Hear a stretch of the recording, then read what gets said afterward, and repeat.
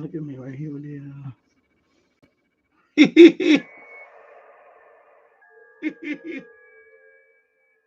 All right.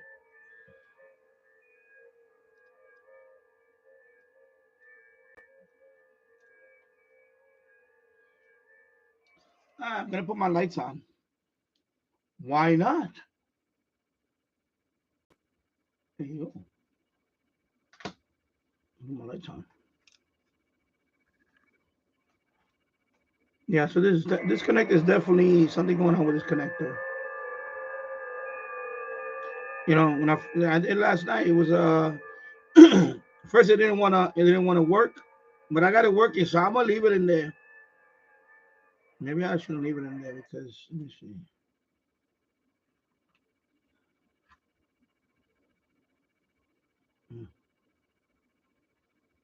Anyway, it should work fine. All right. Yeah. I'm gonna put it right here for now.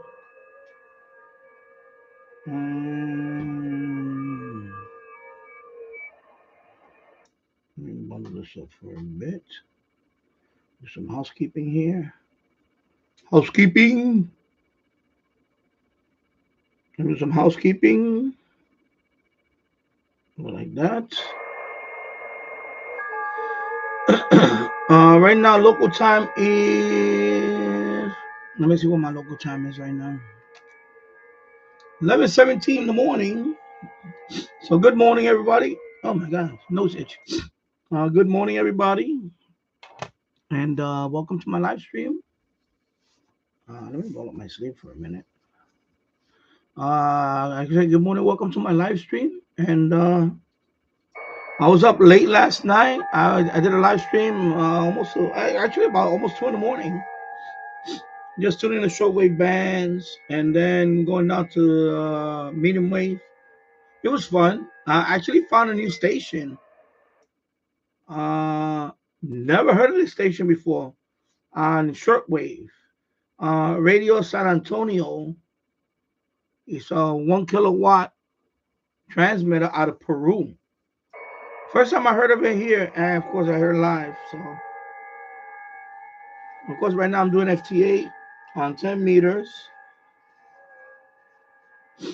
FT8 on 10 meters. Actually, let me pause this. And let me try something because actually I wanted to download the. It's not a new version of FT8. It's an improved version of FT8. I saw a video on it earlier today. It looks kind of interesting. So what I'm going to do is I'm going to close one tab over here. HamQTH, I'm going to close you because I just signed up to your website. I'm going to move this over to here. So I can do this whole thing over here. And let me do the live chat thing here too. Okay. So there you go. Now I can see everybody's post on the live stream. So let me stop this WSJTX. Let me exit.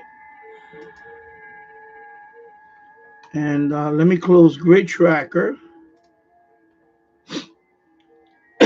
Excuse me. I'm going to close Grid Tracker. Let me lower the volume on this thing. And let me see what else I need to do here. I'm going to go over here. Yeah, let me close this YouTube tab. I don't need that tab right now. Let me see what else is over here. Okay. So let me do this right here. Let me put this RSPDX over here. I want nothing to happen to it. Okay.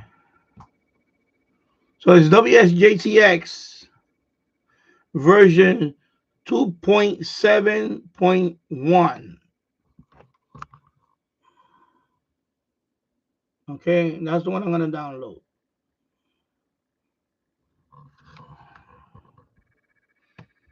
I'm not going to remove the old one. I'm going to install this one alongside of it. So let's go. Let me go to the website.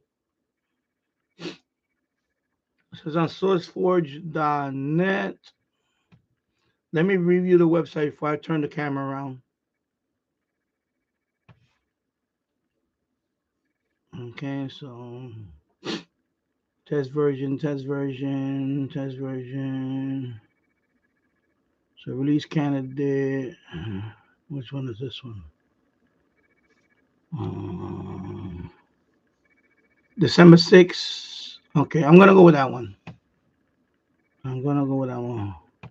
Oh, they have a 64-bit version. That's what I want. 132 version. I don't really want 132 version. I want 64-bit version. Improve widescreen. But yeah, I need that one, the widescreen, because I need it for this screen. So I'm gonna go with this one. So I'm gonna click on that. So now I can show you more or less what I'm doing. This is the website. It's called WSJTX Improved. Okay. And apparently it's been around for about a year. The latest update is that's the last update. So I'm gonna download that one. I'm gonna download this. Looks like this one right here. Release improve wide Win62 improve widescreen. I'm gonna try that one. Let me turn the camera. You don't want to see all this boring stuff. So let me just download it, and hopefully it don't kill my live stream. So let's click on it. So it's gonna take me to the page of it. Okay, so and then it's downloading it. Okay, so it'll download shortly. Okay, so now it's downloading it. Okay, it shouldn't be a big file. And there it is, 34.7 megabyte file. So now I'm gonna click on that. I'm gonna go to the folder. And there it is. So I'm going to double click on that. And of course, it's saying Windows protected your PC. So I'm going to put more info. I'm going to put run away because I trust it. And now I'm going to get this pop-up. Okay. And I'm going to click next. I agree. By default, does not add its directory to the system path. Yeah, I want to create an icon for that one. A separate one because I don't want to confuse myself. And add WSJTX to system path to all users. Yeah, I'm confused about this part.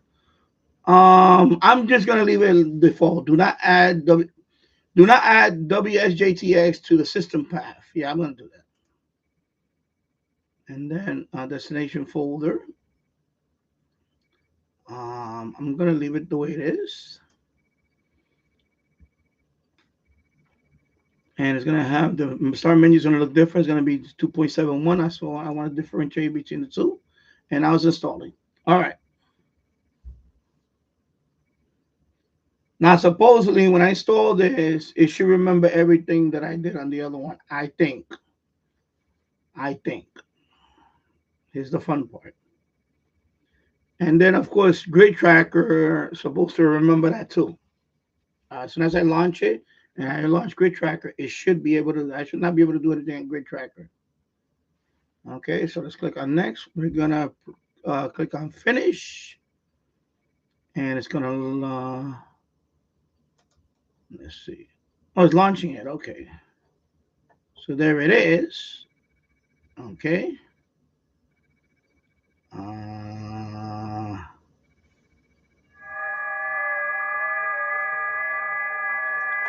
So let me minimize this.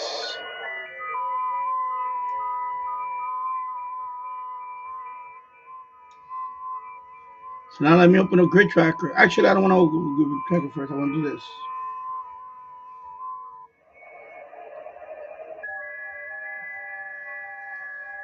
I should stretch the screen out.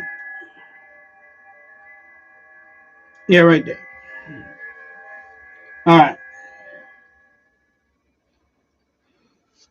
Let me open a grid tracker because I don't want to show you my icons and all that. All the icons. It's just boring stuff to look at. So let me open a grid tracker. I need to open it up anyway because I want to see how it looks with a grid tracker. So let me open a grid tracker. And let's see now if I have to. Yeah, I'm gonna have to mess around with this thing. Yeah, I see now. I see it's gonna take up real estate space here. Yeah. Okay, I could do this.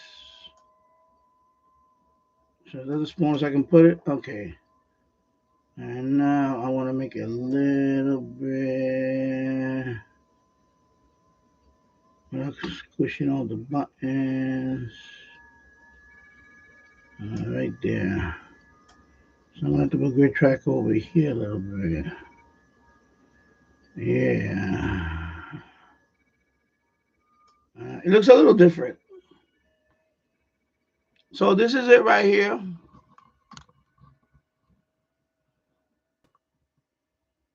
It looks almost the same, except that you have the bands right here. You have the buttons here if you want to switch to each band. Instead of going down the pull-down menu here. That's one thing I noticed. Of course, they mentioned that in the video. What else? I wonder if you can put this thing. No, you can't put it any more than this. Band activity, and you're already not a fan of this thing.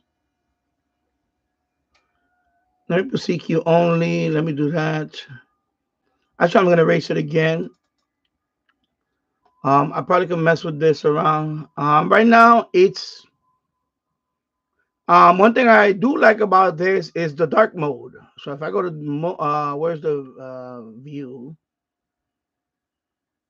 There's a few things. Where's the dark mode? Use dark style. Okay, why is it taking long to render? Oh, there you go. So that's dark mode. Of course, the color thing is, oh my God, I can barely see that. I mean, I could see it, but you guys cannot see it on the live stream, see? I mean, let's tinker with the colors.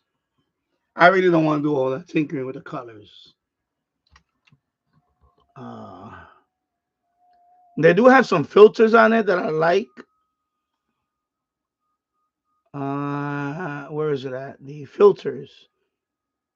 For example, if I only want to work European stations, I don't want to see, I can hide all of this. I can hide South America, North America. Well, right now in South America, you can't see South America right now. It's, I mean, yeah, a few countries, of course, but basically, I really want to get a few more European stations, so I can hide. Just say I won't take up all this. I can hide North America and so on. You can hide, and you only see. I think that's a neat feature. I like that part. Let me see if there's any extra modes that I need to be familiar with. No, it's same thing like the original WSJTX. What else? What else? Of course, they got the band buttons. I don't really care for the band buttons. I mean, it's nice. Right now, I am a tech, so it doesn't really matter for me because I only can do 10 meters anyway, and 6, and that's it. So I'm gonna check out the band buttons. I really don't need them. There you go. View what else? Enable message pop-ups. Yeah, a grid tracker does it for me. I really don't need the message pop-ups. And these colors are, oh my God. I mean, this is dark bone. I probably could just make that text dark, but I don't know if it's gonna affect all of this text too. Then that doesn't make no sense. So definitely, this is not something I would want to look at. I like the dark mode part of it, but they need to fix this part. I'm not a fan of this. So right off the bat, I'm not a fan of that. Unless, of course, I go into let me see, file, settings, colors. See how everything has the white lettering on it. I will have to somehow maybe change the lettering to be dark on everything except for yeah, you see what I'm saying? So they need to work on that. I'm not a developer. I'm not getting paid by them or anything. I just saw a video on it this morning, and I said I'm gonna try this out. Right now, being dark mode is not a compelling reason for me to use this one on a regular basis. I like some of the ignore features. Radio. There's a couple of things on radio like this.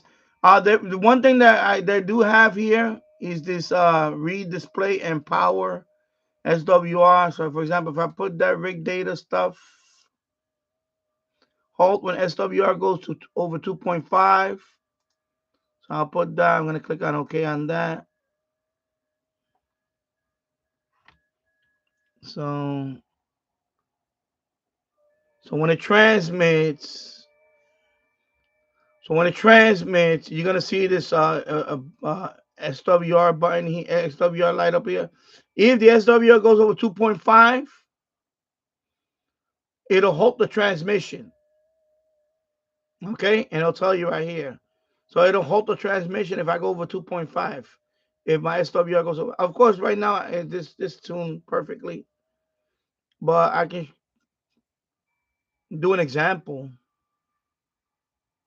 For example, if I go down to 160, let me stop that. Oh, sorry. For example, if I go down to 160 and I do a test,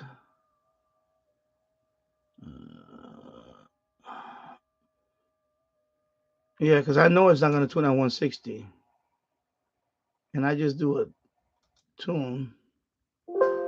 You see?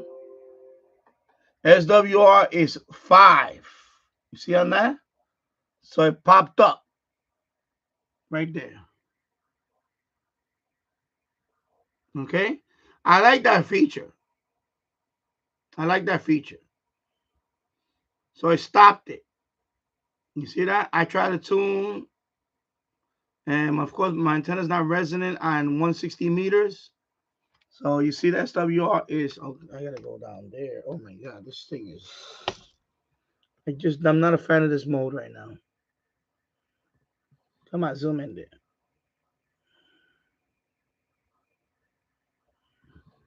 Actually, let me just point it right at it and let it focus.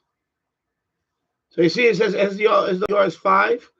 Yeah, so this software prevented from that. I like that feature. That's a good feature.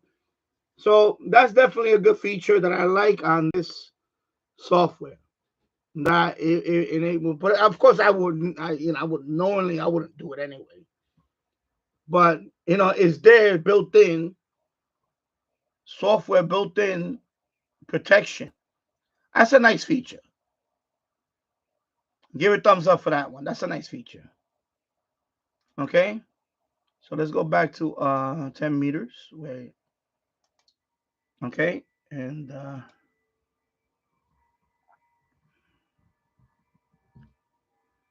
so I like that feature. That's a good feature.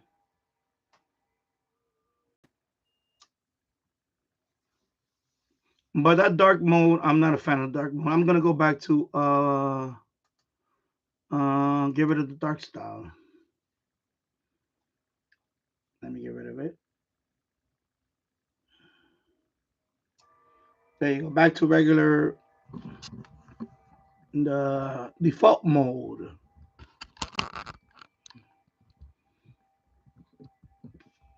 Okay, so of course I picked the version for wider screen. So, and again, I'm not a fan of these buttons. They're okay. These buttons are okay. But for me right now, they're useless because I'm so used to this thing.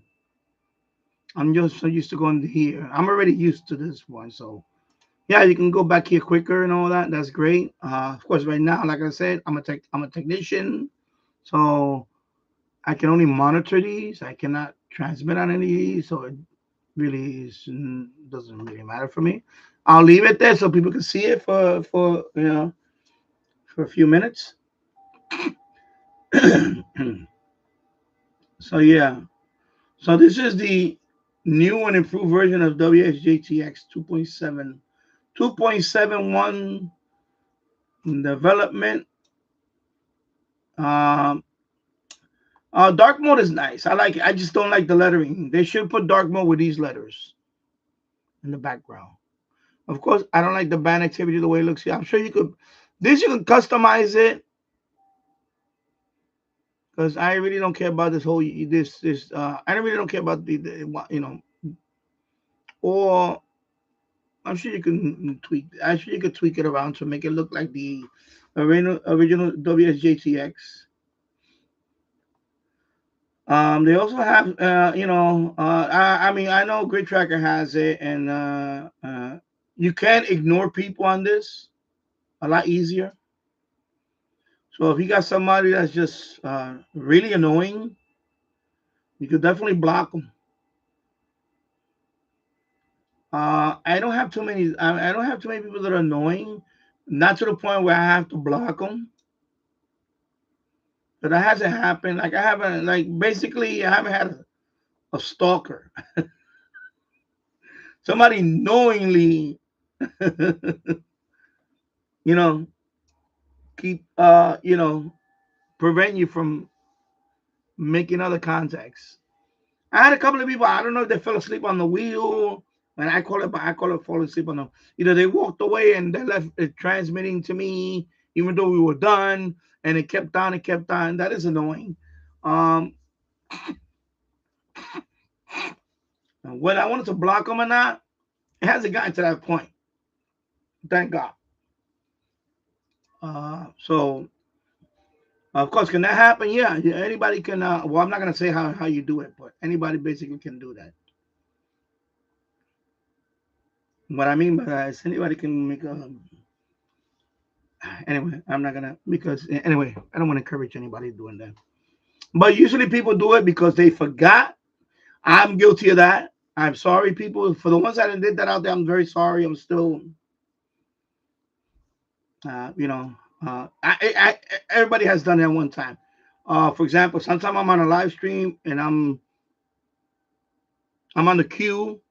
What I mean by that is I'm usually on the queue for this station that I normally don't see often, like a country. Like for example, Congo just came on. A country like Congo, right? Usually a country that comes on like that, everybody wants to contact them.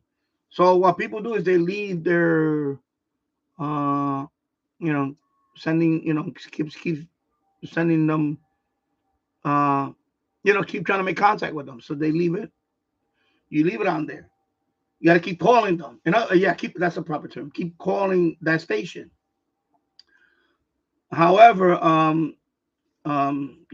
it can be annoying when a station comes on like that, and I'm talking about on their end, and everybody's calling you, and all of a sudden you're flooded with everybody trying to call you. So I never had that experience, where like a bunch of people wanted to call me or contact me in one shot. I never had that honor, so it's not a big deal, for me.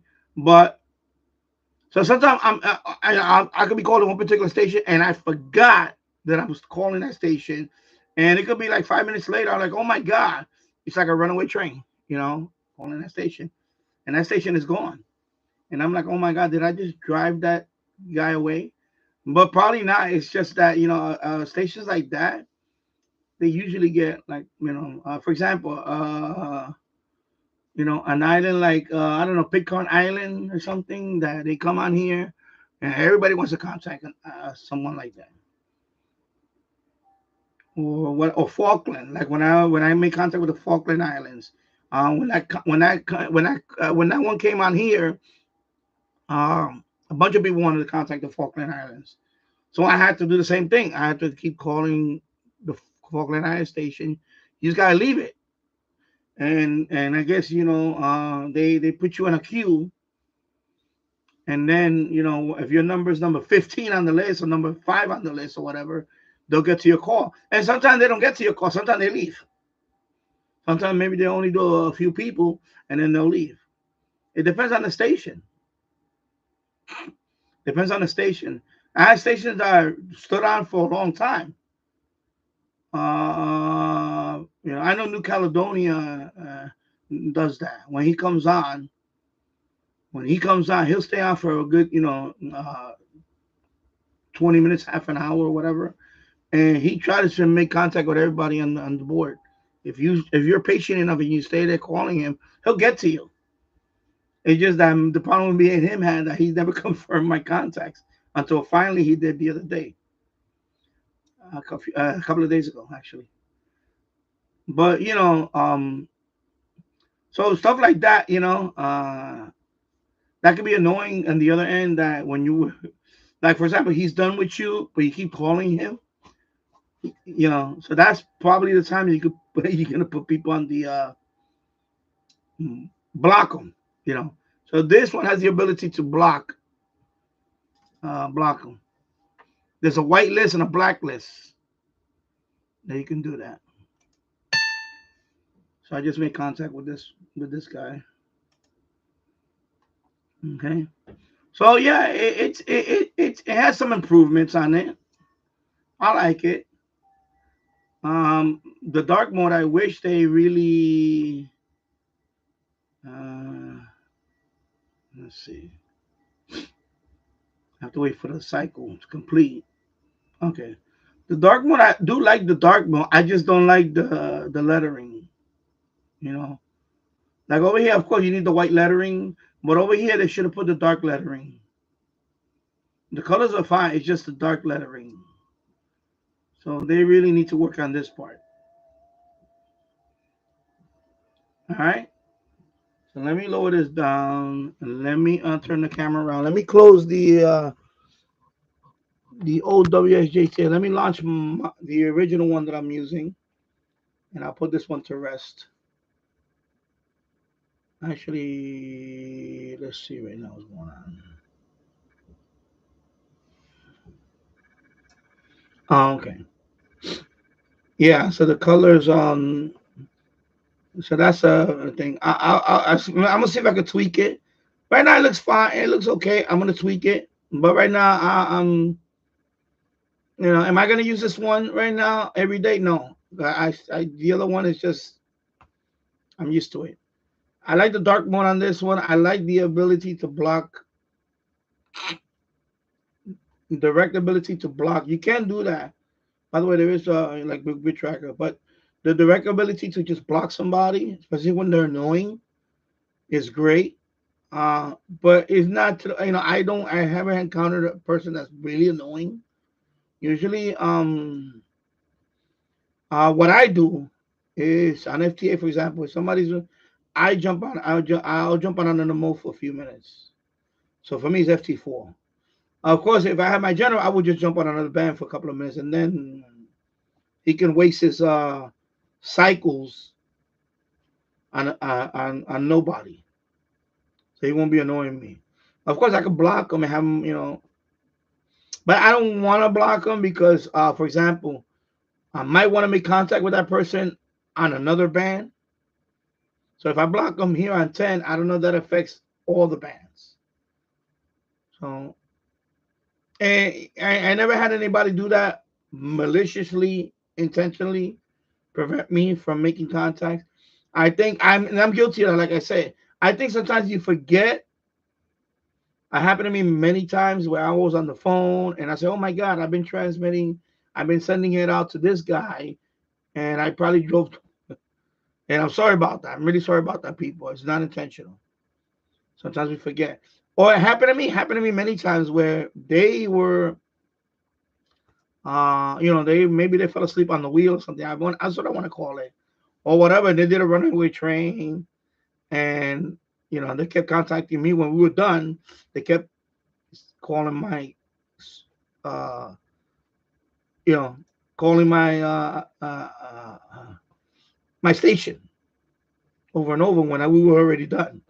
So, but it's not a compelling reason to block somebody. For me, it's not. It's not intentional. I understand it because I've been guilty of that too. All right. So let me close this WSJTX. Let me put the my original one back. Let me close Grid Tracker. So it's nice. And by the way, when you install it, if you have the original WSJTX, you don't have to do the configuration. It'll remember everything. It'll import everything into there. It does it by itself. And then Grid Track, when you open up Grid Track, it remembers. Grid Track will remember everything also.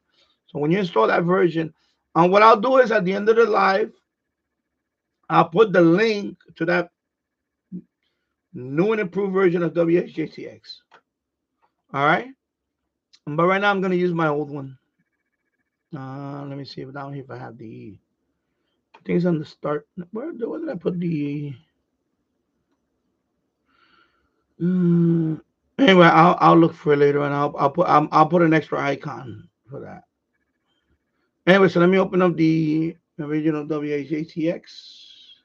Actually, now it's opening. Wow, it actually opened up the old one. I mean the new one. No, I don't want that. So I have to rename. No. Okay, so now I need to close this. No, I can't. Oh, so it took over the. I should have. I think it was during the install.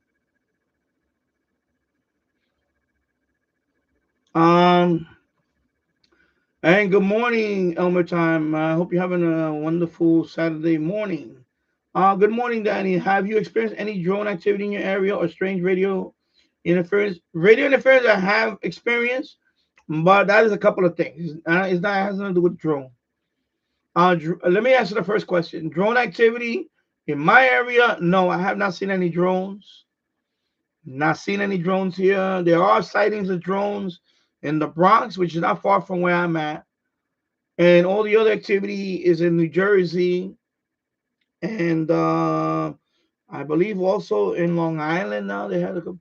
But here in Yonkers, Westchester County, no drone activity anybody seen here. I haven't seen any. Now, as a radio interference, there is a couple of things for me. Obviously, is the holidays. So, for example, last night I was on. I had quite a bit of noise. I have a bunch of Christmas lights here myself. My neighbor, we all have Christmas lights. So that the Christmas lights is going to happen for the next couple of weeks or so.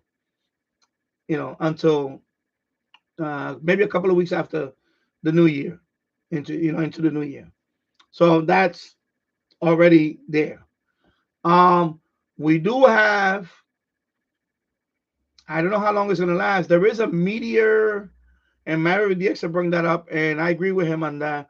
The meteor shower is Gemini. It's called Gemini meteor shower. That's supposed to happen every night, I guess, for the next week. I have to look it up exactly when it's supposed to be over.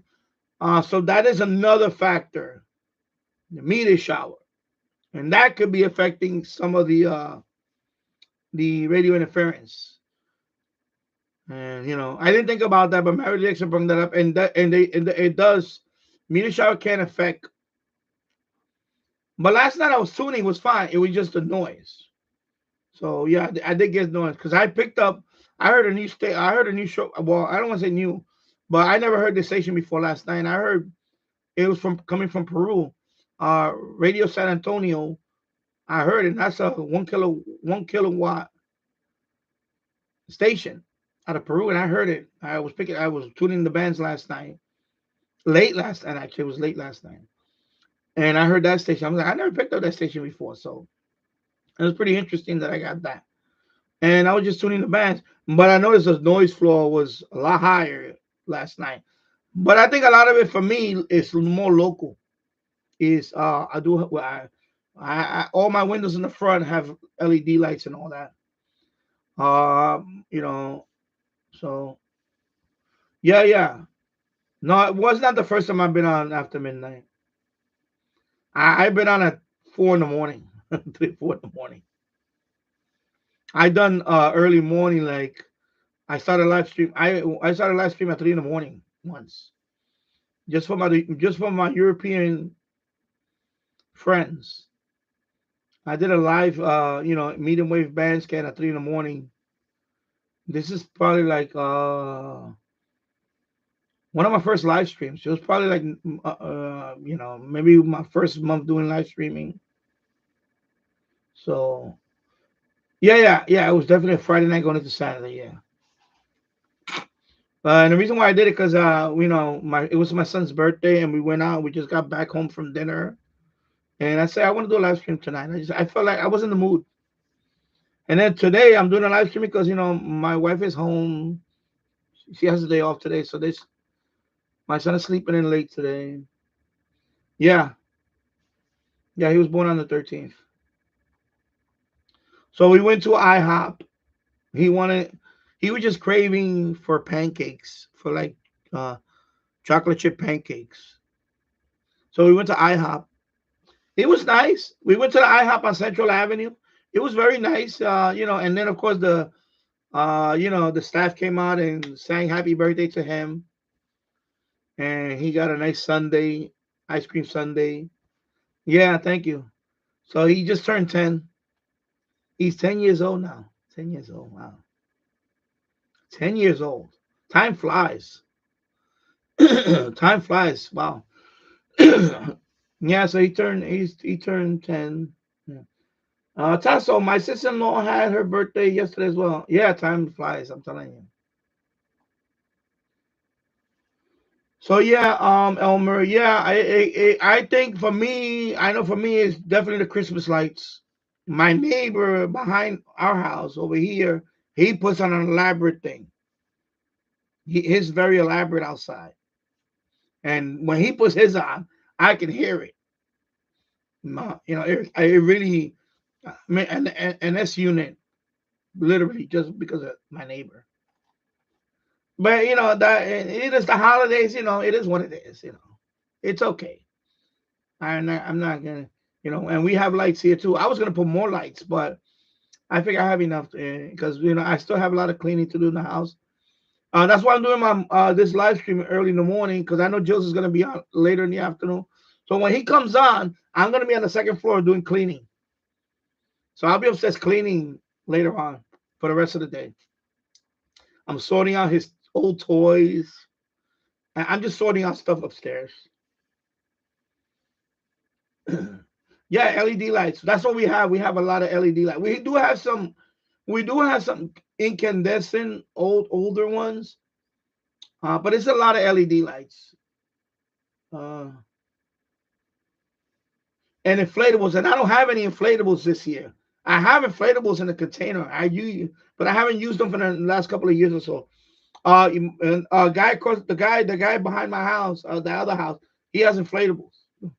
So he has inflatables also. Yeah, inflatable with with the motor blowing and all that. Yeah, yeah, yeah, definitely. Let me go back up here. Yeah, so yeah. I didn't plan to be on live. I was up late. I was up to about after I did that live stream. I was up for another couple of hours, just having a couple of beers in the boiler room, listening to my radio, and then I went to bed. I woke up. I woke up right before 10 o'clock this morning. I woke up and I said I'm gonna do a live stream today. I said, you know what, I'm gonna do a live stream for a few hours. I'll do a live stream for a few hours. Then I'm gonna go back, and then I'm gonna go upstairs and do some cleaning for today. But my wife is home, so I thought but my wife is home, so I could go upstairs and do some stuff today. And I don't think we're gonna go anywhere. I don't think she's gonna go out anyway today. I don't think so. So I say I'm gonna go upstairs. So I said let me do a live stream for a couple of hours, and then I just found out about this WSJTX version. So I said, you know what, I'm gonna open up with that, and then. So I think it's a good topic, and so I'm doing some FT8 right now. So I need to fix this shortcut. So let me do this first, and this is going to be a pain because let me see properties. I didn't want that to, no, target. Oh my God. Open file location. So I didn't want that one. I actually want to create a second. So I'm going to rename that one WSJTX version 2.71. Boom. That's what I want to do with that one. So now if I minimize that one, I'm going to click on apply. Problem with shortcut. Oh, God. Okay, so I can't do that. Okay. Anyway, let me fix it. I just need 1 minute. Okay, I'm going to cancel that then. So if I click on that. Okay, so that's going to open that one. All right, so let me close this one. Why did I do this? I had a feeling it was going to ruin something. So, Ben. Okay, so what I want to do now is I want to go to...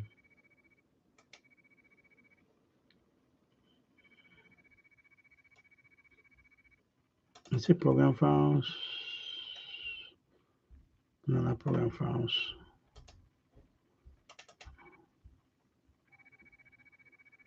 Oh my God, where can I find the other one at? Great. This is why when you try stuff out, you should always, it's just a shortcut. I messed up my shortcut. Messed up my shortcut. There you go. Damn you. Let me look again. Maybe I'm missing something here. Okay, so you know what I'm gonna do? I'm just gonna uninstall it. Okay, definitely.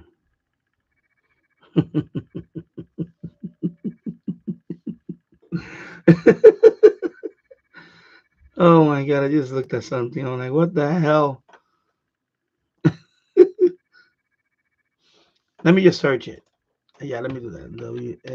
WSJTX. Nothing is. Jesus. Well, not it's not gonna be pictures. Hello. The whole searching pictures for. All right. So you have. Let it finish searching.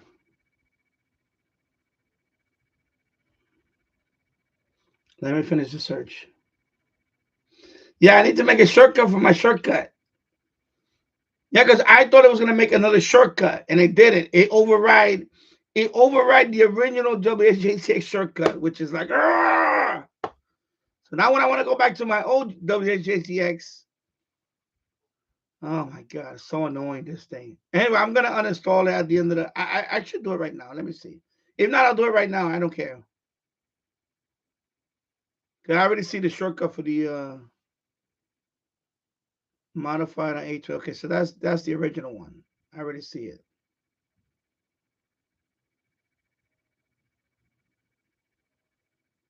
The problem is that this search takes forever. Oh my God. I want the search to stop already.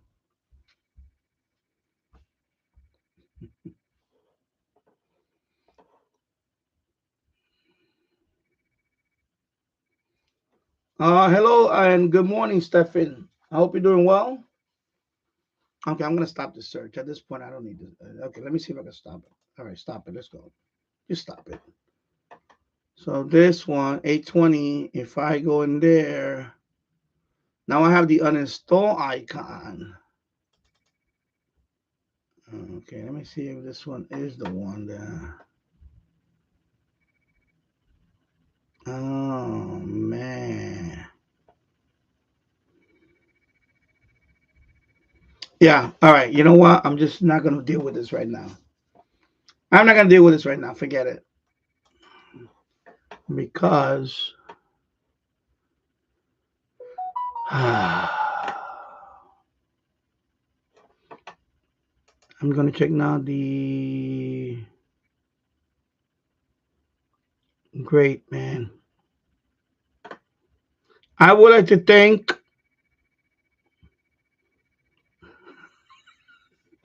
I'm not gonna shout out another channel, forget it.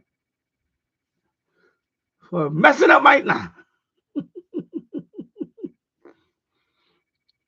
They should have said not seamless because this is not seamless. Now I have to locate my other one and fix it.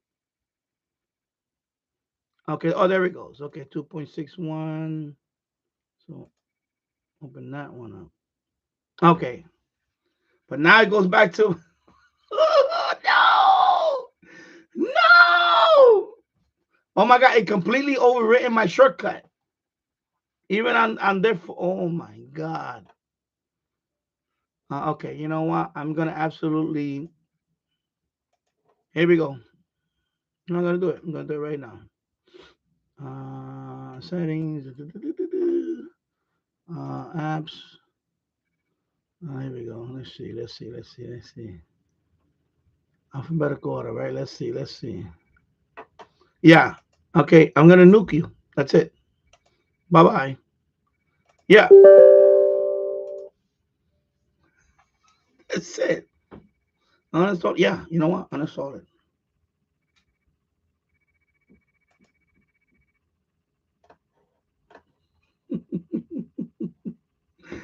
Oh my god, what a freaking headache this is, man.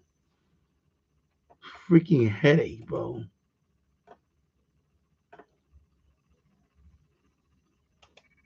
Oh my god. It literally overrode my oh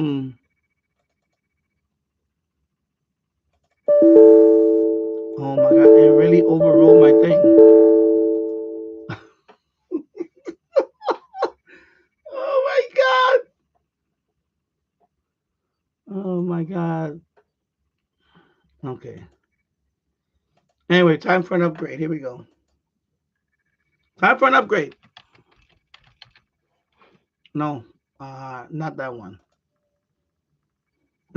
Just like that. People, I trusted one guy, but I'm gonna when I get through with that, I'm gonna go on I think on a tirade on this guy.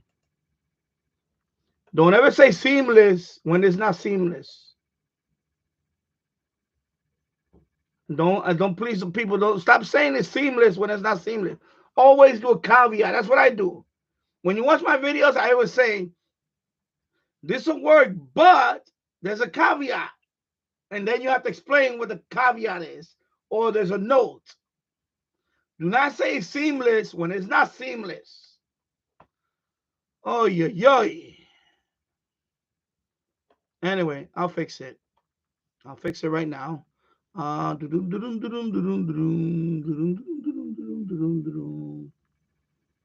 Installation packages. Here we go. Bam. And then it'll start automatically. I hate when people say seamless and it's not seamless. Installation was seamless on that one, but it completely overrode my shortcut. And that is annoying.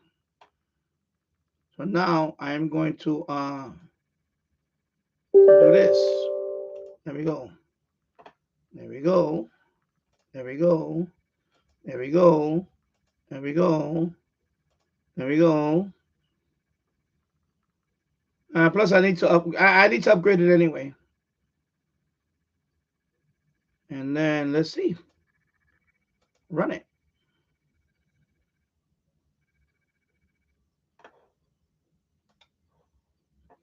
And there it is. All right. Let me minimize this.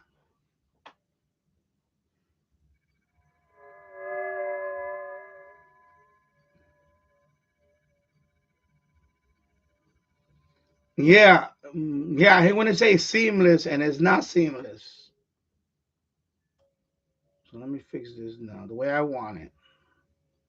All right, CQ only. There we go. Transmit. And let me look at my configurations before anything. Settings. Okay, remember everything. Cogs, yeah. Let me see. Everything is fine. Everything is okay. I just want to check, double check, Well, double check. Okay. Yeah, so it's not seamless. All right. All right. So I just reinstalled the original one. I uninstalled that other version, the new and improved one. I mean, it's okay. It works fine. I just want to go back to the original, but I know that when I do the install for that one, I'm gonna create a totally different path for that one. So right now, I don't even have a shortcut still. So I have to make a shortcut. But it's running. Okay. So there you go. Okay, so let me put grid tracker back. Oh yeah.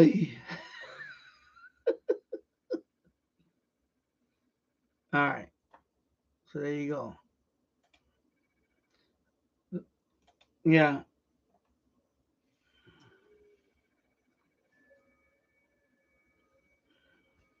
So let me give it a couple of seconds, let it populate, and then I'll show you with the screen. So let me go back up here. Yeah. Yeah, so the only thing I'm missing is a shortcut, but I can fix that. Because I got rid of the old one, so it doesn't matter. When I say the old one, I'm talking about the one that I just showcased.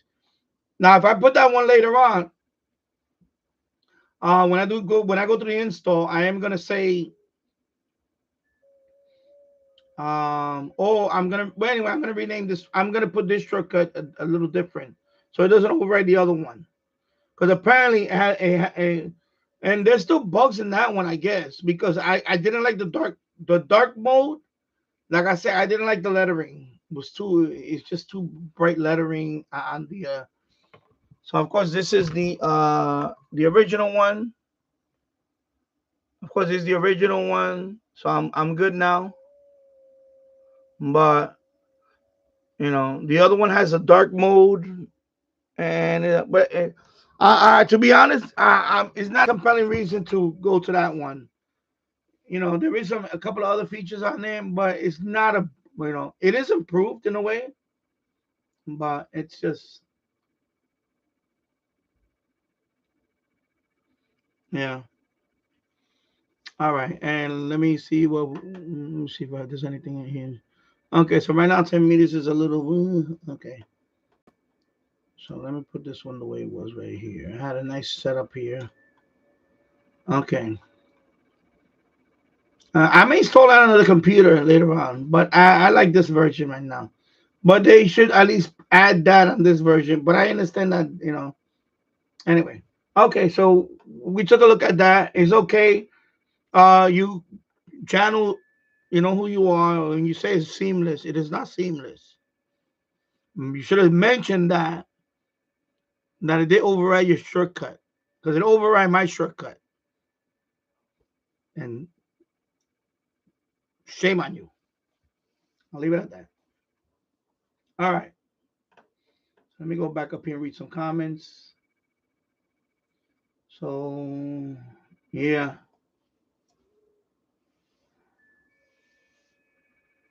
Let me go back up here to time flies. Okay, all right. Yeah. So thank you for the birthday wishes for my son. One more time, people are saying that they are unable to fly their personal drones in near these. That is wow. And the thing is that they're not really explaining what these drones are. They're not really a flat out explanation. That's what really annoys me more than anything. The fact that they cannot really explain what the hell are these things up in the sky. So,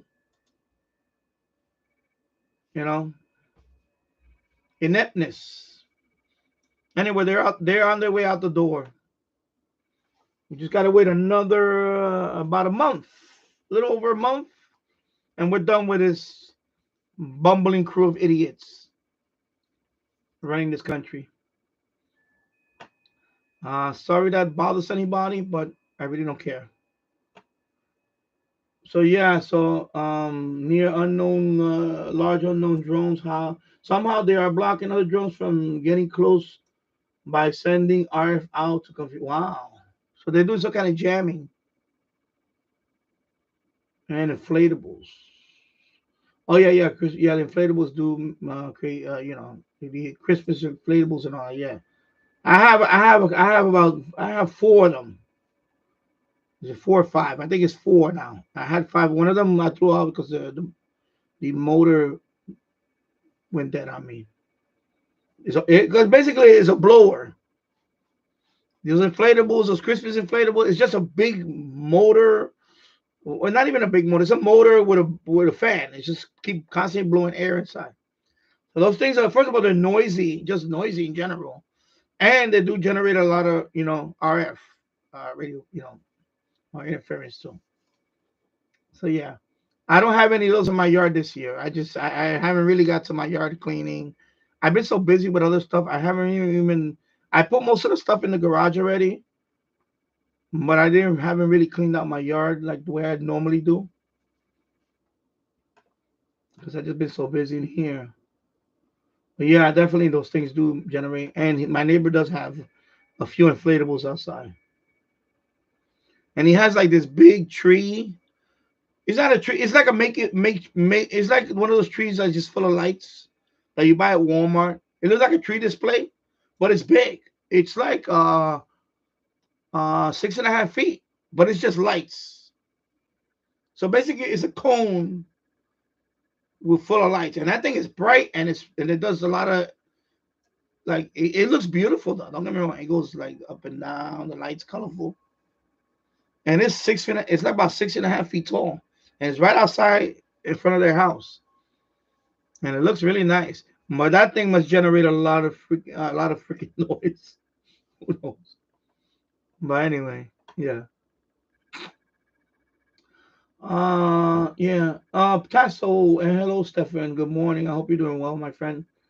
Uh, Tasso, I'm probably gonna do one on Linda and the birds. Yeah, you're gonna do a live stream later. Cool.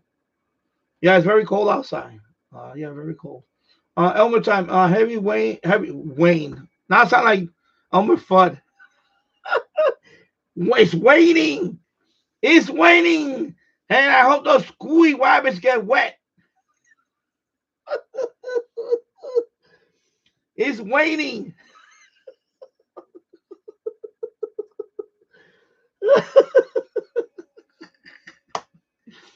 My God, what is wrong with me today?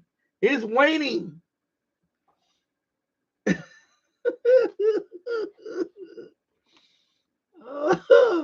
Get the umbrella.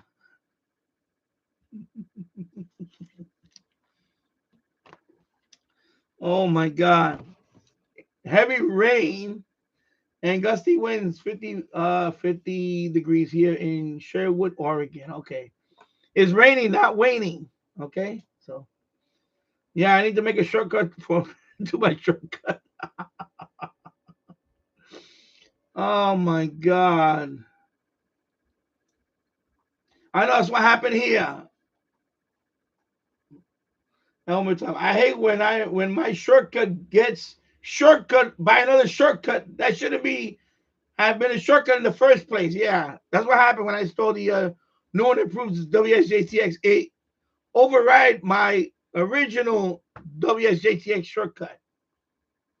Oh my God! And now I lost it because I uninstalled the old one. So that shortcut went bye bye. So when I installed the new one, I thought it was going to create a new shortcut. It didn't create a new shortcut. So now I have to go in there and anyway, I'll fix it tonight. It's running. I'll fix it tonight. It's okay. I just got to go and look at the exe file and right click on it and say, I believe you could say it's either create shortcut or send to desktop as a shortcut. Something like that. Anyways, I'll fix it. But if I do install the other one now in this computer, I'm gonna have to. I probably won't anyway because I already tried it and it's okay. I'll leave it at that. It's not a compelling me. I do like the dark mode. I just don't like the font colors, and there's no way to change that, which I just showed you guys earlier. So, no compelling reason to go to that one. I'm happy with this one. Yeah. Tasso, yes, that is a pain. Yeah, it is a pain when I'm messing with this. I know because that's what you see. The thing is that I like his channel. He's a funny guy. He's a cool guy. But when he says it went seamless, uh, and he says it installs over the other one. He didn't mention that it was gonna obliterate my shortcut instead of creating a new shortcut. See, I like when two similar applications have their own shortcut. The original has their own. The original has this shortcut, and the experimental version or the development version has their own shortcut. It should not override the original one, and that's when you know. That's it. Yeah, yeah, exactly. Just like it's saying that it's an easy job, there'll always be a wrench in. Yeah, yeah, exactly. It's like when it's always, I always say that. I don't know if people agree with me, but there's always that last screw. When you're taking when you taking something apart, there's always that one screw that's a pain. It happens to all of us. Now, one screw or one last bolt that's a pain. Either the screw is stripped or just stubborn screw that doesn't want to come out. Maybe it's really rusted in there, whatever reason. There's always that one screw. I always say that. There's always that one screw that's stubborn. It never fails. And when you do any type of mechanical work, you know what I'm talking about. There's always that one screw that makes you work. That makes you you got to break your head over it. Yeah. Cogs.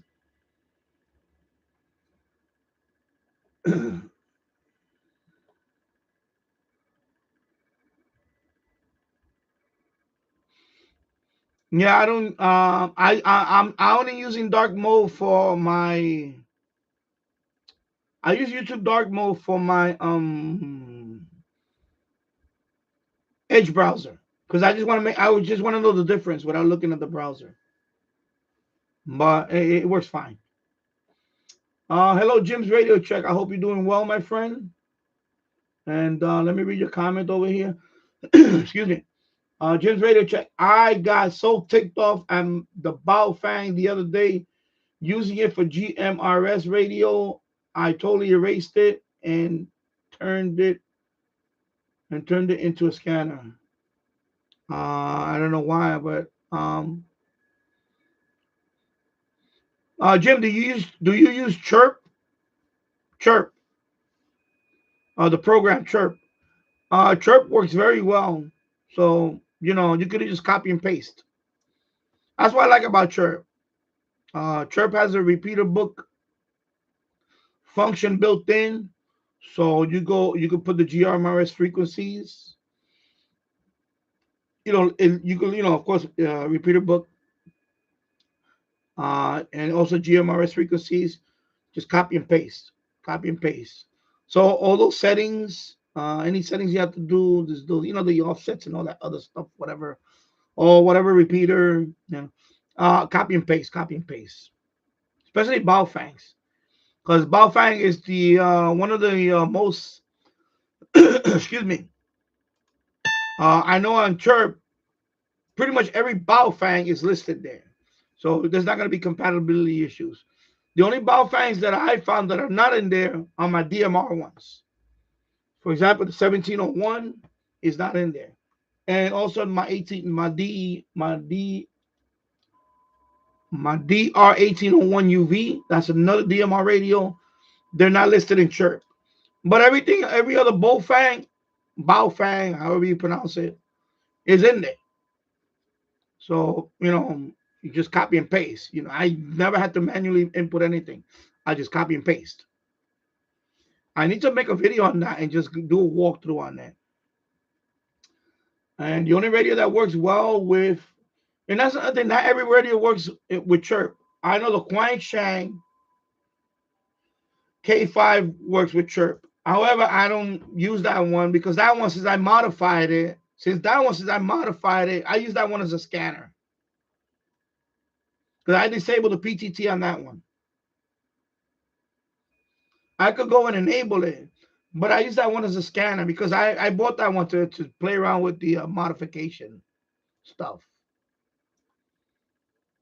Oh, excuse me, sorry. Roger, Roger, there you go. Okay, enable, sorry. So I use that that Quine Shank K5 as a scanner, like a scanner. I just play around with it. If I really want to talk on 2 meters, I like the rat cell. The rat cell, that one, I copy and paste every repeater within 20 miles from here on the rat cell. I just copy and paste.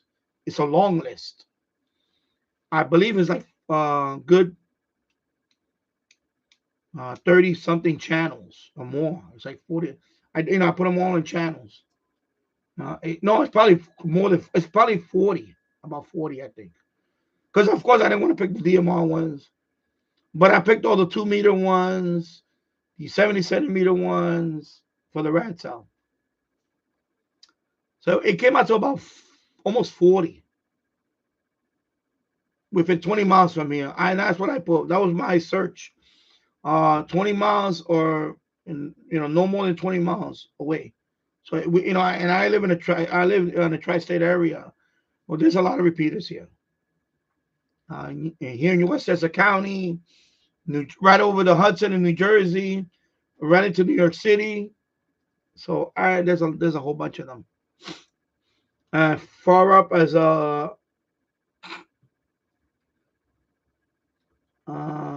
Orange County, Rockland County, excuse me, not Orange, Rockland County. So up there too. So it was just copy and paste. That's what all I had to do. Select, copy and paste. And I was I select all. In my case, it was select all and copy and paste. That's all I had to do, and that's it. And then I just my radio go find it, and then I did that for the GMRS also. Because that one also I can do GMRS on that one on the rat cell. So I don't know if you ever use Chirp. I will look into Chirp because I don't know what bow fan you have, but it's pretty much I know. Ooh, crazy wabbit. Yeah.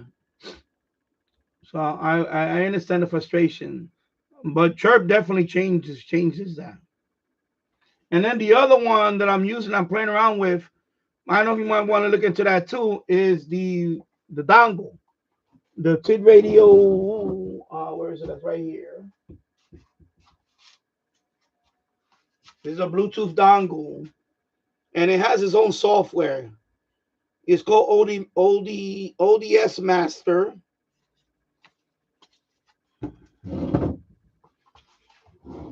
ODS Master. Let me open it up if I can open this box up without. There you go. OD Master. Excuse me. It's called OD Master. That's the name of the app, OD Master. They do have a web app also. So either you put the app on your phone, like on Android, or you can use the web app. But the web app, I find it kind of slow. It works, though. I tested it works. So this is the dongle, the Bluetooth dongle. Of course, this one, unlike Chirp, there is only a few selected brands. Not when I say a few, it's quite a few, but not all radios work with this. So, for example, my Radtel, because I have the 470X, it does not work with this one. But I don't need it to work with this one because I have Chirp. So you see, sometimes this will work with one radio, but with another radio, I don't need it. I use Chirp for the Radtel RT470X. That works perfect with Chirp. I don't need to do anything else. This one, I can use this one with the Quine Shang. But again, I have my Quine Shang as a scanner now, so I disable the PTT on that one. But this one works with all your Baofangs, all your older. A lot of Baofangs work with this one. except the DMR ones. Again. And this is about 15 bucks. It does come with the cable, the charging cable. It is Bluetooth. When you set up Bluetooth, very easy to use. I tested it. It works good. It doesn't do copy and paste though. So it will not do. It's not gonna do copy and paste. This one, you use the app and you just search it inside the app or the web app, and you just select it. You put a checkbox. You select these. So you have all these contacts. You select the ones that you want, and then write it to your. So it has a built-in like a repeater book function. It shows you all your local repeaters, and all you do is check the ones you want, and click on write, and that's it. It sends it off. And you can clone your database. You can clone all your what I like about this one is you can clone your, for example, all your, I'm gonna call them contacts. Your contacts. In other words, all your repeaters or simplex, whatever, all your contacts, and plug in another radio and just write to that one. So once you have set up the ones that you like, once you have all your repeaters set up the way you like it, and any contacts, you clone that, and it saves it on a separate file. And any radio you plug in there and it reads it, you could take that the clone, the contacts, and put it on that one. So I like that because I have a bunch of radios now. I'm starting to pile up radios. So I don't want to do that every time to search. I already have my list of repeaters and all that, and I want to move it over to a new radio. I can do that. But it's only not all radios is compatible with this one though. Excuse me. It's not compatible with this one. Okay. So you might check your model number or whatever. I don't know which one you have. Again, Chirp is more compatible. It has a huge database of radios. This one is kind of, I don't want to say catching up. We still got a long way to go on that. And someday it'll get there. But right now, Chirp is much better in terms of compatibility. But this is pretty good too. And if for me on the client side, it works fine. I tested out the original Baofeng. I can use this too on my original Baofeng. The QRZ one, the Explorer, the QRZ radio that they sent me for free. I think that one I can use that one also on this one. It's compatible. There is a couple of other ones. So the E100 right now, right now the E100 is actually the Baofeng K6. That says that the E100. That one right now is not compatible with this one or Chirp. And I wish FCZ would fix that. Because I really would like to copy and paste on the E100. Because that way I really want to fully test it. I don't want to manually put repeaters and all that information. I don't like doing that. It's boring, and I shouldn't have to do that. Not in 2024. I shouldn't have to do all that. So it can be frustrating. I know, Jim. It can be frustrating. I understand. Believe me. And I'm glad you guys are relaxing. You're also having a rainy day there in Chicago, in the Chicago area, Jim. Okay. Over here is a clear sky today. It's very definitely cold today. I can check right now if the temperature is here. It's 31 degrees, so it's cold, but it's expected for the time of the year. Sunny and 31 degrees. Hello, Glenn Dassler. I hope you're doing well. Happy Saturday. Hope you're having a good day. Good morning. Well, actually, good afternoon now. It's 12:30 in the afternoon. I say good morning. It's actually 12:30. I've been out for an hour and 14 minutes already. Wow. So let me put this back here. And put the instruction booklet back, user manual back in there. So this is the app that this dongle uses. Wireless dongle, Bluetooth. Very easy to set up.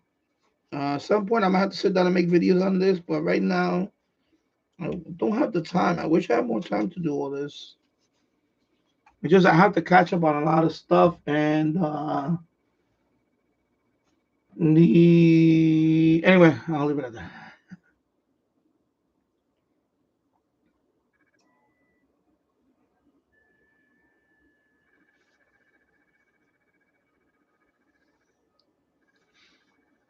Yeah. Let me all right, let me just finish reading this. I'm already caught up anyway.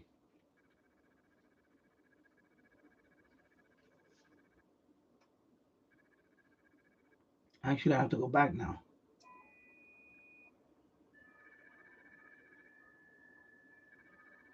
Let me go back up here. So I thought I was close to catching up. Tasso, Danny, there's been a bug with YouTube because I have mine in dark mode. I have been wanting to leave a comment on a video, but when I type, you can't see what you're typing. It's like invisible. I don't know. I know sometimes YouTube does that. Like there's times that I left comment, even not it just regular mode, not even dark mode.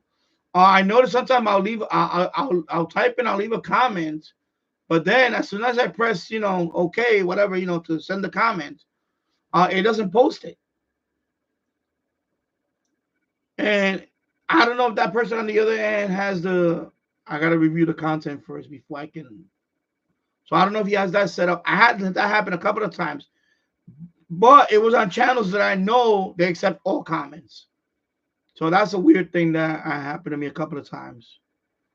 So, or I posted a comment, and then when I went back the next day and went to their page, my comment was not there. And it was not a negative comment, it's hello, my friend, regular, that, and they, nobody's gonna block me on that or whatever, and it just didn't go through. And sometimes I don't know, it just gets lost. That happened to me a couple of times. So it is what it is. And then, yeah, I think that's mostly the only issue I had recently. But it had nothing to do with dark mode. It was just that any mode. It's just that sometimes, and people have also complained about that about my channel. That, hey, Danny, I left a comment on your channel, but it didn't go through. What's going on? I say, I don't know. I don't know. Things happen. I don't know. It's just YouTube. Yeah, and yeah. So for now, I looked it up, and many others reporting it's okay. So you can't see what you're typing. It's like invisible. And I also had something like a delay. It's weird. It happened to me on the live stream last week with Jill's channel. When I was typing, all suddenly it went into like slow mode. Well, I couldn't type as fast, and it kept doing that. So I don't know if it's a YouTube issue or a browser issue that I had. It's just weird. It happened to me, and it happened to me. That's like the third time it happened to me recently, where I went to a live stream and I was typing. All suddenly it went into like a slow, like I would type in a letter like oh, and it didn't show up right away. I had it had to wait literally a whole second. Then O showed up. Then it was just I'm typing away. You know how we type. We all type. But when I look at the screen, it's only like the first word, and then everything else. It was like, what the hell's going on? What's with this delay? So I haven't wanted to close in the browser. I opened it. It still did it. So anyway. And no, I think when I open and close the browser, I think it did go away. If I remember. But it was annoying. It was just annoying. And these things, I don't know. I don't know what it is. Yeah. So for now, I am back on light mode. Yeah. Um. Yeah. I only use dark mode on this browser because right now I have this. Well, this browser is Edge. And the other browser that I have over here is the Chrome one that I have my QRZ in and whatever. Um, so, oh yeah, YouTube is always messing around with stuff, and they always mess around with stuff. YouTube. So Tassa, YouTube is always messing around with something. I'm curious if you or anyone is having this issue. Although I don't think You don't, yeah. So I don't use dark mode only right now for Edge because I just want to know the difference without looking at the corner of my eye and see the Edge browser logo. So I kind of want to keep this. Plus, when you go in YouTube Studio, it's dark already. YouTube Studio by default is dark mode. You know that. Well, you know that. So YouTube Studio, when you go into YouTube Studio on the live stream, is dark by default. So when you go into YouTube Studio, especially when you're about to go live, it automatically goes into dark mode. I don't think you could. I wonder if you could change that to light mode. I don't think so. But anyway, yeah.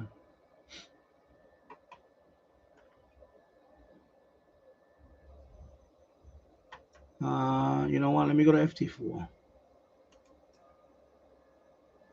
FT4. FT4. FT4. Okay. Erase.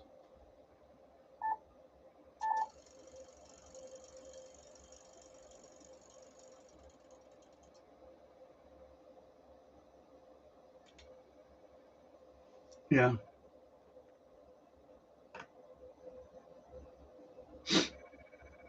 Elmer time. I haven't had any issues, and I haven't had any YouTube issues yet. Okay, yeah. So it's just things that happen. Things happen. You know, yeah. I know YouTube is always tinkering with stuff. Jim's ready to check. I noticed. I noticed lately YouTube has not been promoting full length videos. They're promoting shorts. They've been doing that for a while. Now of course they have YouTube Shorts for live. I mean, they always have live stream where you can, have this orientation. I've done live streams with it, but now, if I do a live stream like this, it automatically goes into the shorts algorithm. Let me explain what that is. In YouTube, right now in YouTube, well, now they're starting to put live streams in there. When you go to TikTok, right, a lot of it is like this format, right? So of course, when you first open TikTok, what you see right off the bat, the first video that's there. By default on TikTok, it doesn't go to a profile. It automatically shows you the first video, whatever it is, whatever they recommend. It automatically puts it right there, and you're scrolling right away. You're looking for something you want to watch. So all those people you scrolled already got a view. You see what I'm saying? So that's why I notice on TikTok when I post a video, within not even an hour, I'll have 100 views or more. By the way, because they put you in the algorithm. So YouTube is trying to do that here. That's why they created shorts. So anytime you make a short video, they, and I tell people all the time, if you want to get views, and you don't care about the quality of the viewers, in other words, if you just want to get numbers like views, just views, you might as well post it as a short, because what YouTube does is when you post a short video, on the short algorithm, they like what you just said, Jim. They are promoting more shorts. They want to, because they're competing with TikTok. They want to dethrone TikTok. That's what they're doing. Because TikTok, remember, TikTok is taking away some of those guys. A lot of people left. There's some people that left exclusively on YouTube, left, and they on TikTok only or whatever. They left because they got fed up with some things on YouTube, whatever.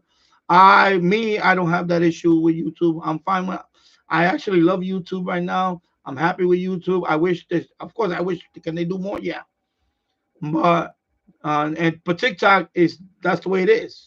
When you open up TikTok, you got a video right away, and you have to find the one you want. It doesn't open up with a profile like YouTube. YouTube, when you open up YouTube, you get a home screen, and you see videos that they recommend. On TikTok, when you open up TikTok, the video is playing right there already. Hey, I don't want to see this. And go to the next one. Oh, I don't want to see that. Oh, this is nice. Oh, look at that. So you're already 1, 2, 3. You one view, To that person, 1 view. To that person, and now I'm sitting there watching. So you just gave away a couple of views. That's how you get views on TikTok, because by default they designed it like that to get views. So YouTube's trying to do the same thing. So now they have the next thing now with the live stream. Because now on YouTube, when you were on YouTube before, it was only videos that people uploaded. There was no live streams on YouTube on the short algorithm, right? On the short, when you do the shorts on your phone, you haven't stumbled upon a live stream yet. So now they just opened that up recently.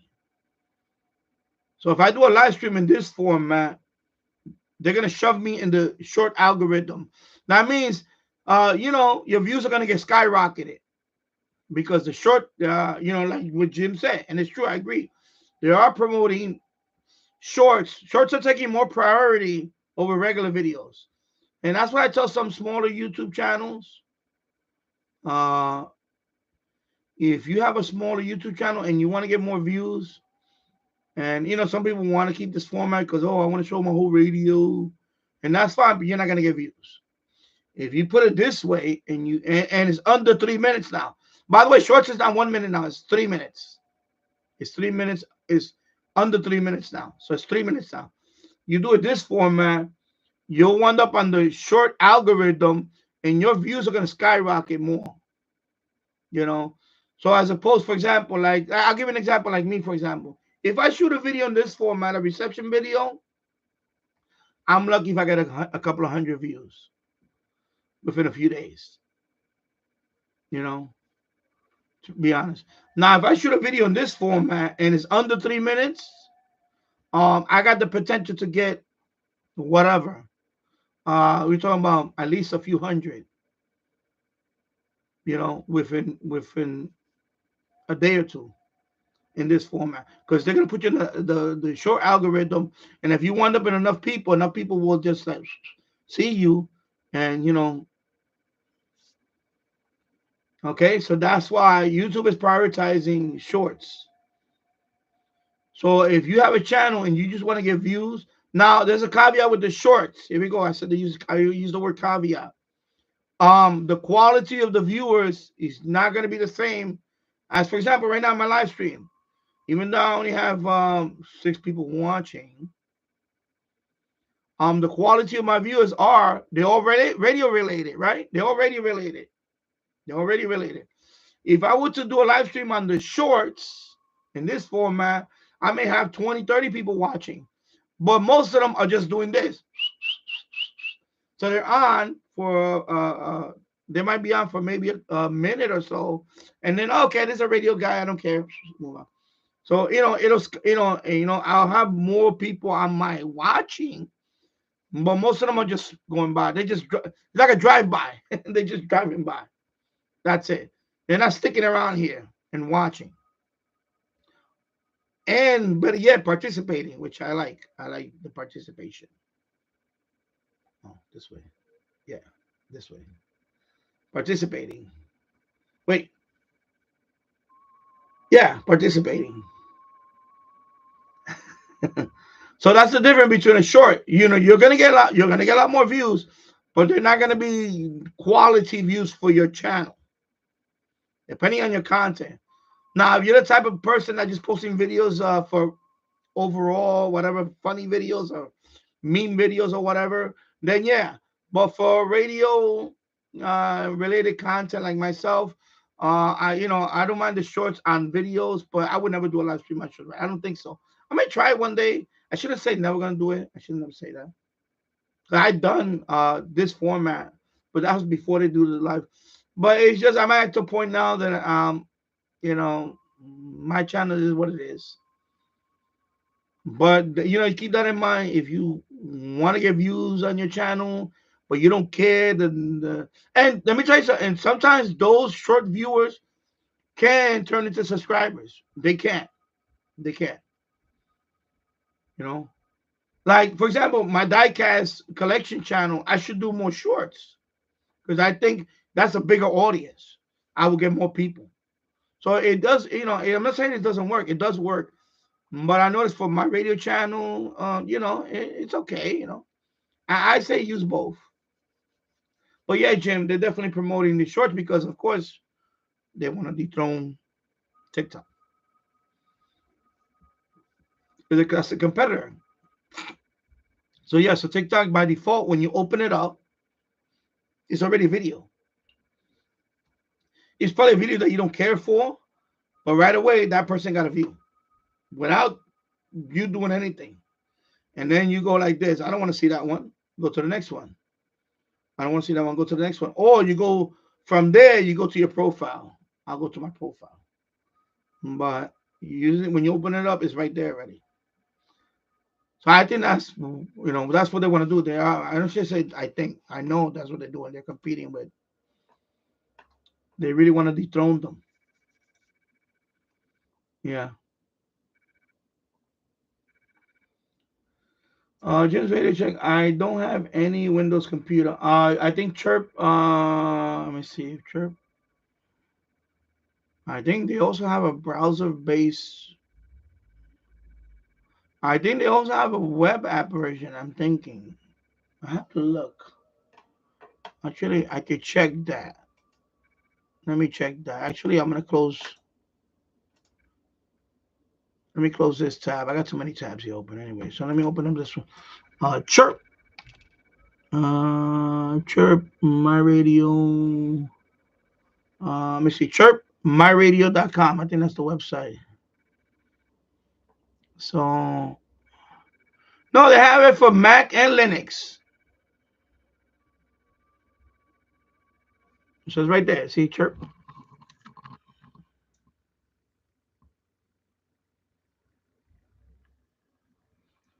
So the website is chirpmyradio.com.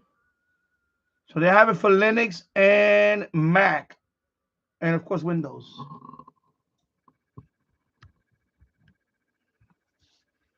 Okay, so if I click on download, okay, yeah. So you have Windows and Mac and Linux. Yeah, has it right there. So they have for that. So there you go.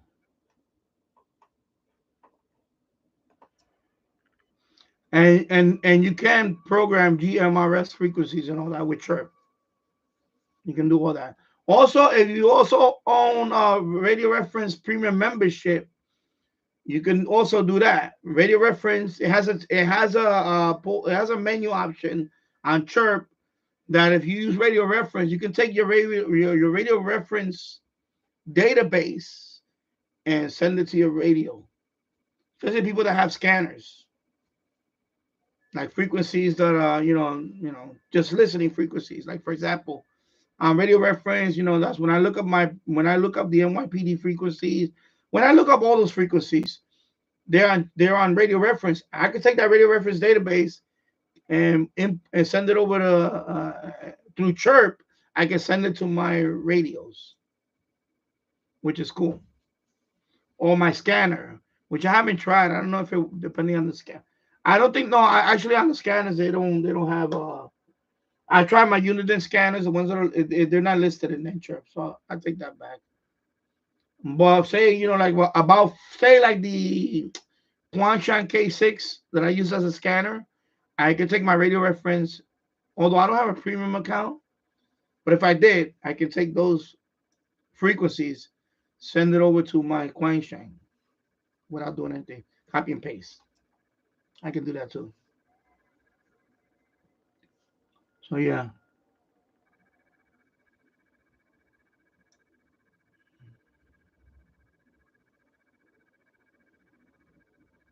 yeah. So you don't have Windows computer. Yeah. So this does support Linux and Mac. Tasso on Chrome and Safari, I have this issue. If I go add a comment on a video as I'm typing, the cursor is moving, but you can't see what I'm typing. It's terrible. I tried resetting. I know sometimes it's just That's why now I'm trying out. I'm using Edge on this one for the live stream because I have had issues with Chrome, but I'm in the process of I don't want to. I want to put another browser in. I tried Brave browser. It's okay. I just don't care for it. It has a crypto integration with it and all that. I just don't care. I tried it. I don't really care for the privacy browser issue. I have nothing to hide. I don't care. I know some people are really paranoid about the whole privacy thing. You know, I mean, if you're really that paranoid about it, you know what? Just dedicate a computer to that and don't use it for anything else. That's it. And don't type in stuff that you could get tracked. That's it. Like, I watch all these crime shows, and a lot of people, when they seize their computer, and the guy, the guy, murdered his wife or whatever, that type of thing. Oh, and they can find all that stuff. People think that forensics can find all that stuff on your computer. Didn't you do a Google search on where to bury the body? And it's in your history. You can't avoid it, especially if you're dumb enough to type that. If you're dumb enough to put that on a search, where can I hide? You deserve to get caught. Because forensics now people think forensics is ridiculously amazing now. So if you're plotting something, don't type it on a browser. Where can I bury the body? And I see that a lot on the crimes and these crime the crime shows. And I'm like, what a dum. He actually and his main computer too. Where can I bury the bodies without being detected? Duh. They're gonna find it in your history. Even if they go to the ISP level.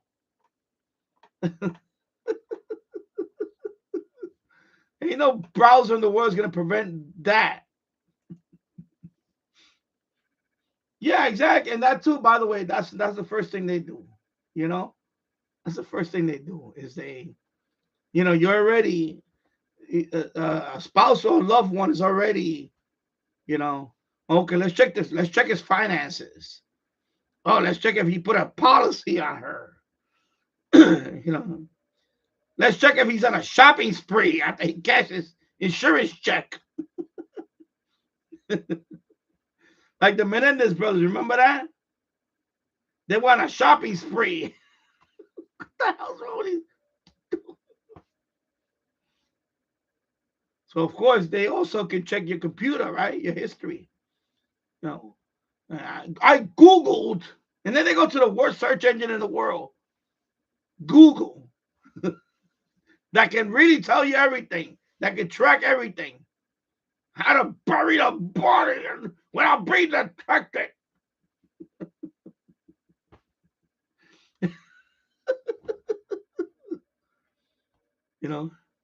How to administer this, poison without being detected.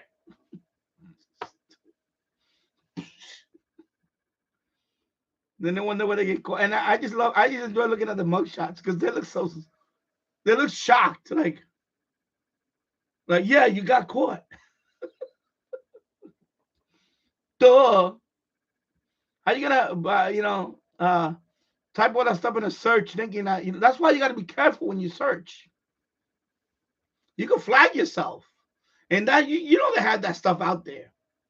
When a person types a certain thing, they're like, there's a data center somewhere where, okay, this person is searching for something naughty. That's very bad. Let's track this guy. So they already start recording all your stuff. There's flags on all that.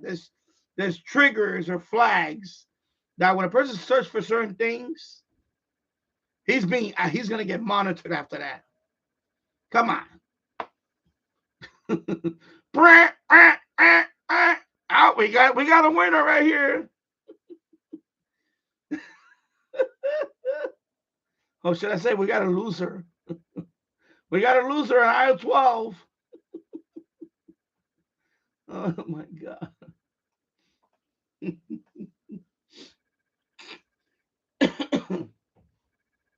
Yeah. Just ready to check. I bought a handheld that's pre-programmed for GMRS. All you have to do is type in the tones. Oh, okay. Oh yeah, you know, you just, but I don't have a dedicated GMRS radio. I don't have not one. I mean, I have the FRS radio upstairs, the pair, but a dedicated GMRS radio I don't have. Which I'm thinking about actually getting one of those sets, like the Midland sets that I always see in Walmart. I'm thinking about getting a pair of them, just so you know. And those already pre-programmed, of course, everything on there, and they're compliant. You know, they're not like the Quang Shang where you know what I mean. It's you got your it could be a dirty radio in terms of the RF and all that stuff. The what they call that? The spurious signals and all that stuff. So I don't. I should. You know what? I'm gonna look into it. Maybe I should just get a dedicated GMRS radio just to have it. Because I don't have any. So I'm yeah. You know why you made me think about that? I should probably just get a dedicated. Yeah. And Glenn Nassler. Okay, now you're talking about yourselves there.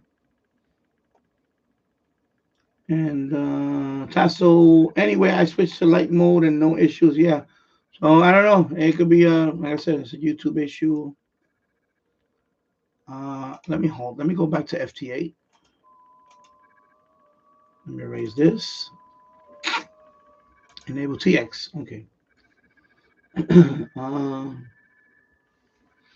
yeah, no, and they do. Sometimes shorts can lead into new subscribers. Yeah, they can. Because I look at my analytics, they do. Especially if it's a good short video. Good. If you make a nice video that it gets kind of, you do get some nice views on it. Yeah, you get a few. You get a few subs. So the subs are, so YouTube is promoting that, and also they're rewarding that too. They're rewarding that because I noticed that on my channel, when I was posting subs like days in a row and all that, I noticed that my channel got more views that during that time span. Like right now, lately, I only been posting. I've been doing live streams. I posted right now lately. I posted a few short videos, and they didn't do that. They didn't do that well. So, but they do. They do. And I I like I said, I do a mix of both. So I have vertical live streams on my other channel. Okay. Yeah, I did a vertical live stream a long time ago before they did this thing with the now the vertical live stream is going to go in the short algorithm. So I may try one at some point. Maybe when I'm in the boiler room where I don't have my setup, when I don't have my webcam up, maybe I'll do one in there just with the phone on a mount, and just we could just talk in the boiler room. Yeah, I'm probably gonna do that sooner. I'll try it on the boiler room because I don't have a setup in there. Until I get a setup in there in the future, I might do a boiler room setup. I don't know how you guys feel about that. And let me know. Let me know in the comment if you want to see a boiler room live stream. I'll be in the boiler room. Yeah, I'll do it'll have to be vertical format. And plus, so I can test it out there, see how well it does there. Of course, it's gonna be in this format. It's not gonna be like full screen like this, and I'll test it out. See how it is. I can do that for the boiler room or even the garage. I don't have no setup in there. I don't plan to have a setup there anytime soon. But yeah, I can see that. Yeah, that is one thing. There will be a more chance of getting trolled because in there, I cannot. There's no. Yeah, and the short thing, I believe all that stuff that you can do, subscribers only, all that is not available. It's not available. You have to be open. It's public and no restriction. So anybody can troll in the live stream. Yeah. So that's another thing. Exactly. Because you're just because now you're in the scroll, and now you're in the short algorithm. So when people scroll, they might scroll upon your live stream, and that's it. So yeah, it's a good point. And yeah, I thought about that. Shorts can lead to new subscribers, but also you will get, it'll be a chance of getting trolled.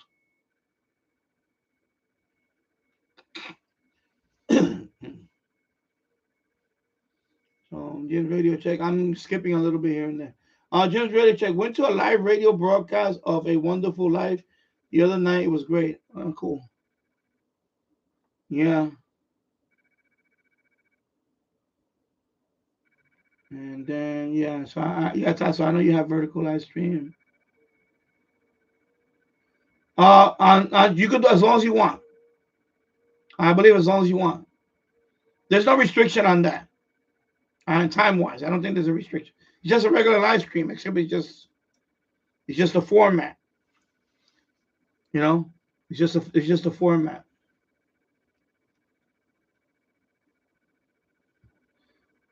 So I think it's as long as you want. Yeah. So yeah, because yeah, you know what, Tasso, yeah, he knows. Yeah, as long as you want, exactly. So it's not. There's no time limit on the short. I'm gonna call it vertical live stream because it's not a, it's listed on the shorts, but it's a vertical live stream. There's no time limit on that. Tasso just answer that question exactly, and thank you. Where am I now?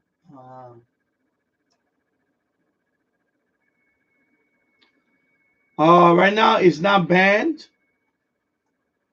I believe there is a decision in January, but they already, I mean, there's a couple of appeals on it already. I really doubt it if it's gonna get banned.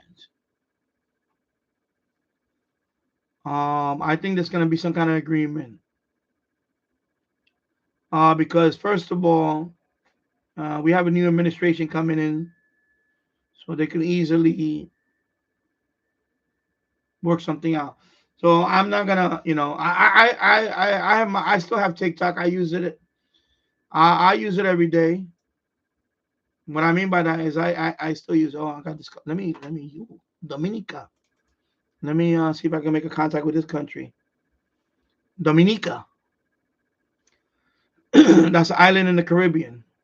Not Dominican Republic, Dominica. So they're just calling out CQ. So I'm see if I can make contact with them on 10 meters. FT8. I can use that country. I need that country for the North America badge. It's one of those Caribbean islands. Yeah. Yeah. So yeah, a lot of people don't like TikTok. I think I mean it has its uses. It's okay. It's just different. It's a different. I actually grown to it now. I'm not ready. I'm not gonna tell you that I'm ready to drop. I'm done with this one, and I want to go to exclusively that. No, I'm not, because I cannot get monetized there.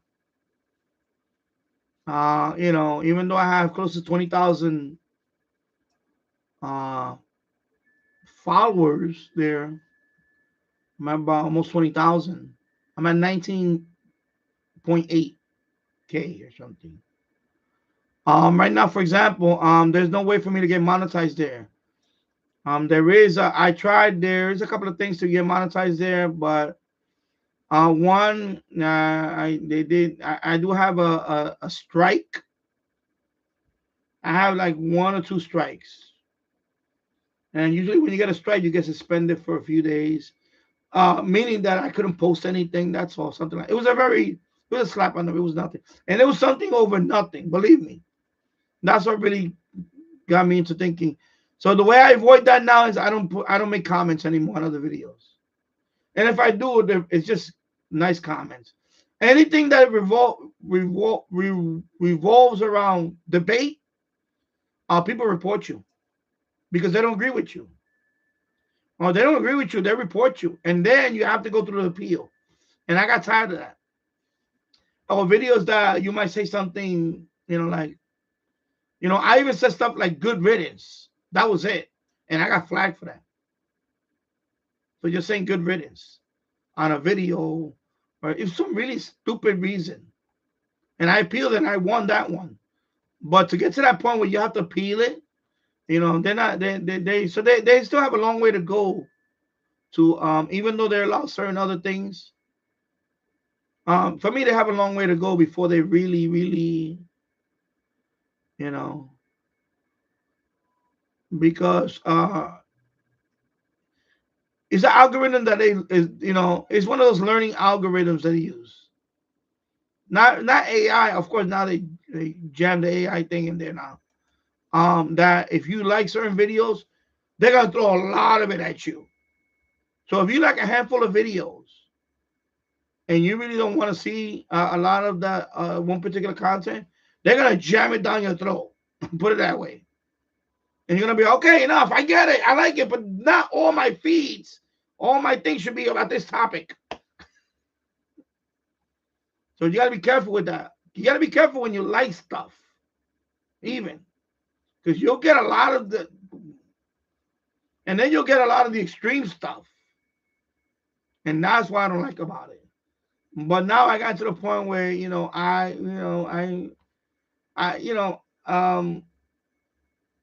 I just say, you know what, I'm as much as I like it, I'm not gonna click like.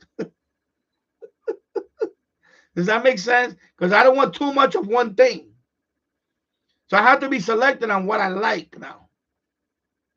Because it really throws the algorithm like crazy. Especially like me, I like dogs. I like, and I'm not a pet. I don't own pets. But when I see a lot of cute puppies and all that, oh, it's so cute. All of a sudden I get bombarded with cute puppies. So I'll get a lot of cute puppies. Even though I'm not a pet person, but the minute you start like, oh, it's a cute dude, look at cute doggy, cute purgy. And cats, like cats, ain't they cute kitten, cute cats, whatever. All of a sudden I get a boatload of dogs and cats. It takes up a lot. It's like every other is dogs and cats. And it's like, okay, now they overload you with that stuff, and that's the problem. And if you like other stuff, oh my God, forget it. And that's why, it could get for some people it can get like addicting. Like if they really like too much of a stuff, they'll keep throwing them that stuff. Because I'll watch like funny, I'll see like funny videos, but I don't want to see every video that's funny because it's gonna get stupid. But unfortunately, if you a couple of videos like that are funny and you like the video, you're just gonna get a whole bunch of them. They overload the what you like. They really do. So you got to be careful with that. That's the only problem I find with TikTok. I wish more people would love my radio, and then, oh yeah, I can't get enough of Danny Radio, and give them a lot of Danny Radio. Danny Radio and Tech, here you go. But no, I don't see too many radio videos come on the thing. I just saw a live stream, and then a guy, an amateur radio guy from nearby. He was only on, and then I said, okay, that's when I said I'm gonna do my live stream anyway. So, but I run not too often. I run into amateur radio when I do the especially live streams. So, yeah. Oh, you did? Wow. Okay. Let me check my phone. I do right now. Tassel. So when you open up TikTok, let me show you. Well, I have to admit something. See, my first video is this. Look. And that is, I just don't think I've seen something as cute as him. This is Winston, and he's a little puppy. This is actually his second haircut, I believe. And I honestly had to hold myself back. He was just so cute. I just wanted to squeeze him. So he is a puppy, so he does have to get used to a few things. Like, one thing Winston did is not stand. He was a serious... And now there's a live stream. My second swipe. Because I like to watch astronomy videos and all that. What we do. So there's a live stream. I guess the guy has a telescope. Being. Okay. Oh no. I'm devastated. And now this one's funny. All right, so there you go. So let me go to my inbox. Okay, so new followers, there you go. Okay. So let me add you first. There you go. So I just follow you back. All right, there you go, my friend. Okay, this thing is bright. Anyway, let me add all these people too. I got a bunch of followers, following people here. I follow everybody back. I try to follow most people back. And I don't follow everybody back, but most people I follow back right now. Even the ones that I know they're gonna lose their account in a couple of days. Okay, so I follow so I followed everybody back. But now, and that's where I'm at right now. That's my account right there. See?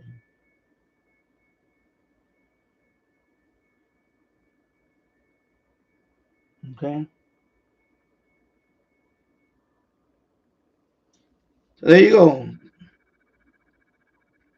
All right. So Tasso, I'm following you back. There you go. Okay.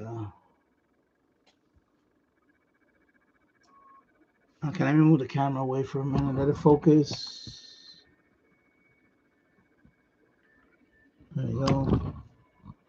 Put it back. Oh, you're welcome. No, anytime, bro. I probably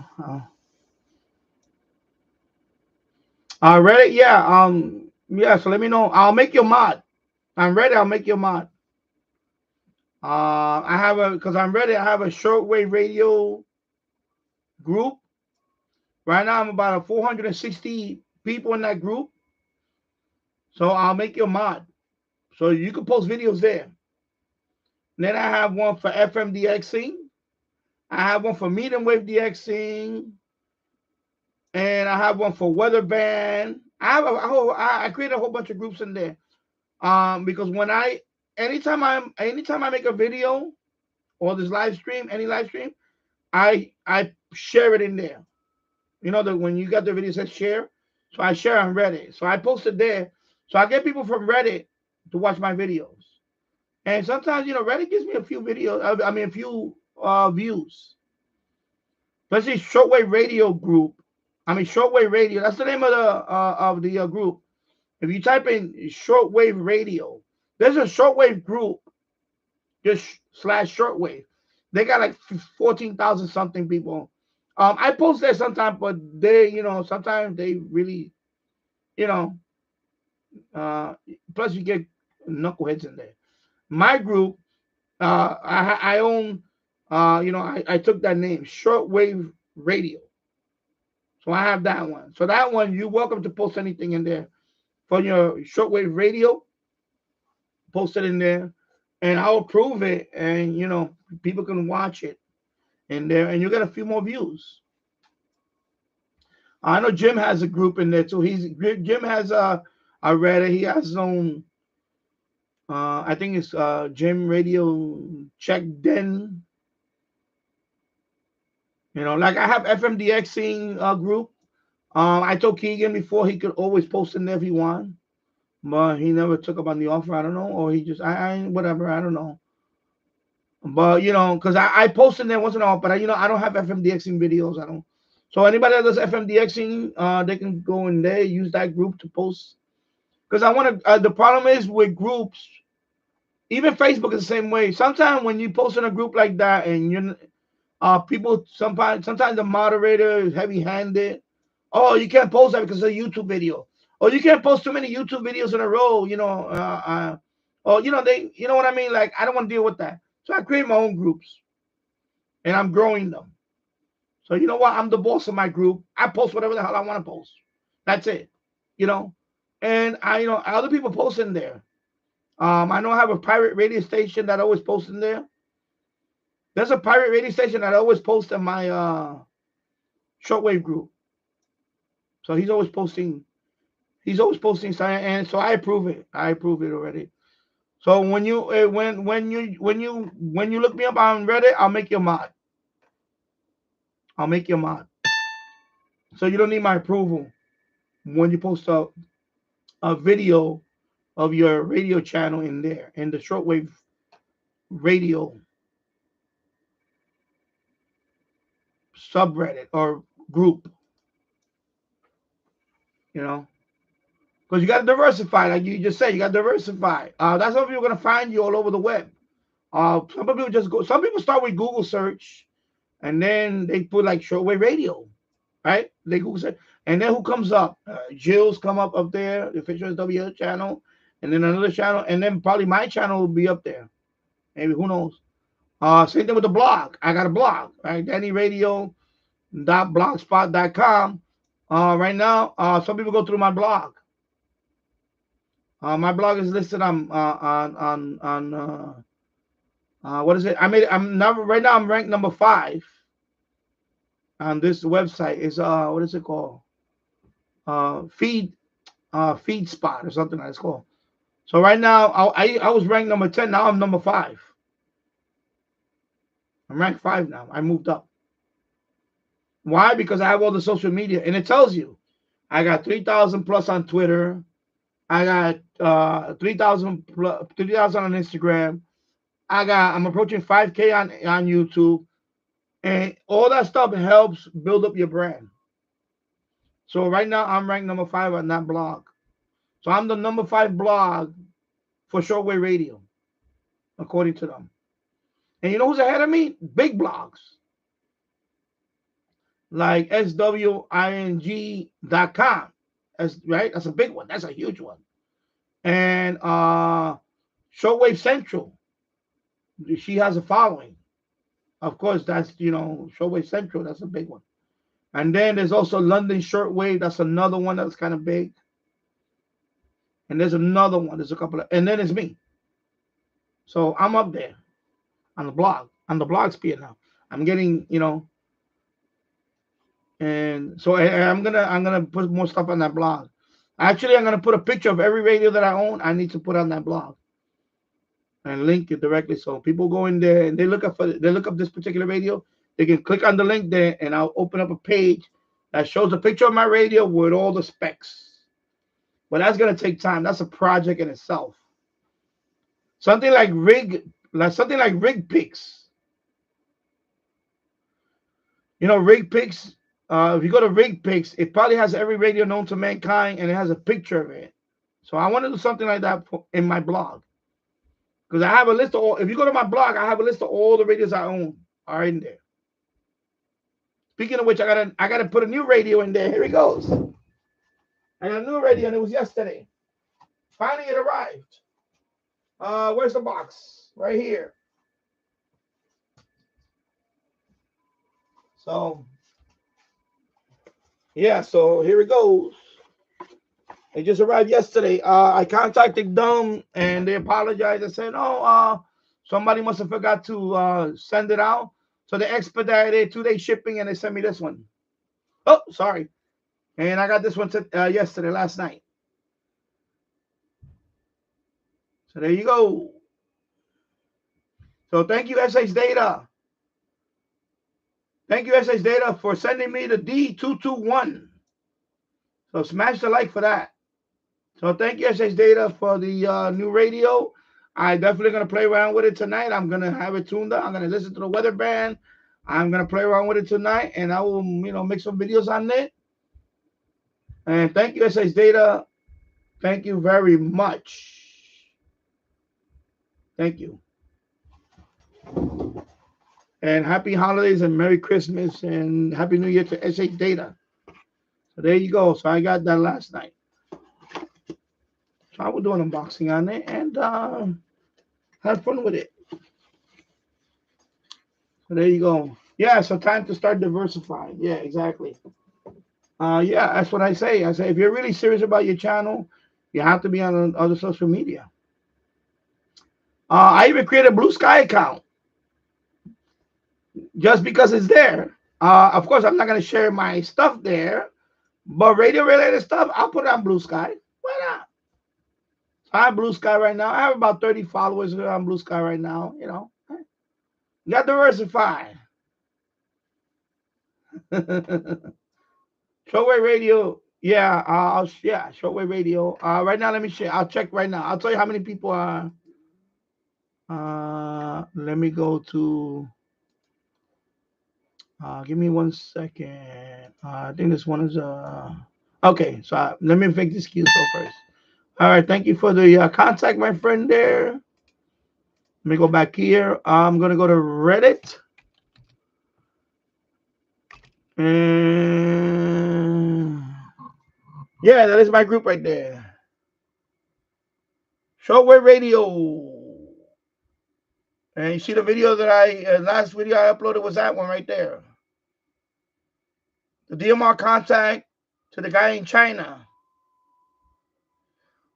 Yeah, I know, but I don't. I'm not gonna use it for. I'm not gonna use it for that. TV radio 922. Just for radio content. That's it. I know what that is. Believe me, I know. And also, when you first sign up on Blue Sky, you know they have options where what content you want to see. I did not put politics. I only put astronomy and I believe some other one, and that's it. I think tech and astronomy and another one. So right now, I really don't care about the you know. Of course, you know that I know that there's a lefty thing. I know what it is. I know what it is, Michael. But of course, I'm not gonna reply to that. I'm not gonna post anything there that is that. I know better than that. Because I'm not gonna be in there to engage with them. I just want to post videos like this. There, and that's it. Yeah. Yeah, so I know about that. Believe me, I know about Blue Sky. I know about that. When I even when I go in there, I stumble upon those posts. And you know what? I just, I move on. That's it. You gotta of course I don't have to tell you that, but you gotta learn that, you know what? Even on X, people post stuff that you're not gonna agree with. Do I want to engage with it? No. I just say, whatever, moving on. So yeah, so now I know I know about Blue Sky, believe me. I have that on all my links, Blue Sky account. If anybody has a Blue Sky account and they wanna follow, I'll follow them back on Blue Sky. That's fine. So yeah, so this is the group for Reddit. Okay, so right now it's 469. Let me see if I refresh it. Yeah, 469. Okay. And then if I go to my, let me see, so who's this guy? Brain Brothers Pirate Radio Network. Let me see his post. So the QSL car right here, Pirate.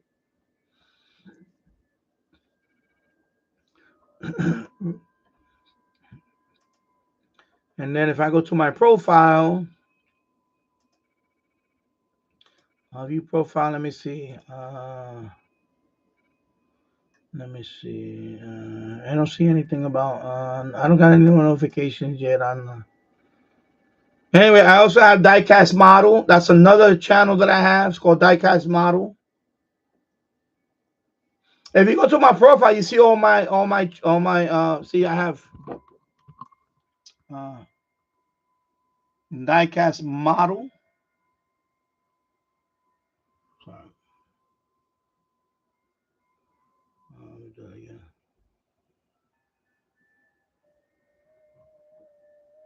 Sorry, my hand is shaking. Anyway, I only got 2 members in there. It's a small Diecast Model. They're all right here actually listed. Let me show all of them. So these are all the Shortwave Radio, Medium Wave DX. And then I have vintage computer, old radio, anything that's tube radio that I post, it goes on the old radio or any vintage radio, really old radio. Long wave DX, FM DX thing, and I have a few more. And I'm a mod on Jim's radio check den. So he has his group. So check out his group.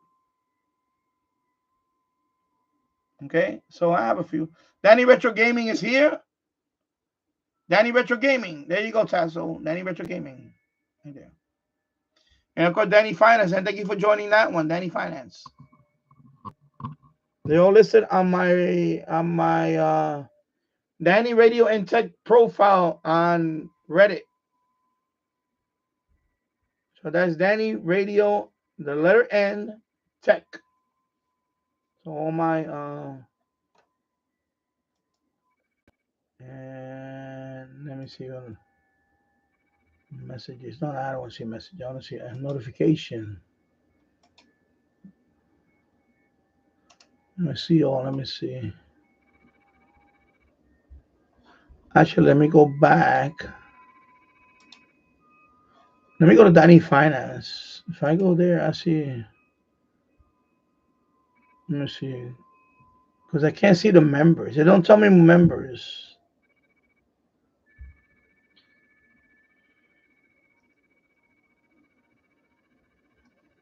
Anyway, when you leave a comment, I'll click on the link and then I'll follow you on Reddit.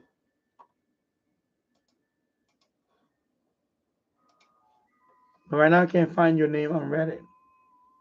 It's kind of, So, but when you leave a comment on one of my videos, and I'll go into your profile and I'll follow you. I'll follow your main account on Reddit too. So, if you, for example, you might do a group on Lyndon the Birds.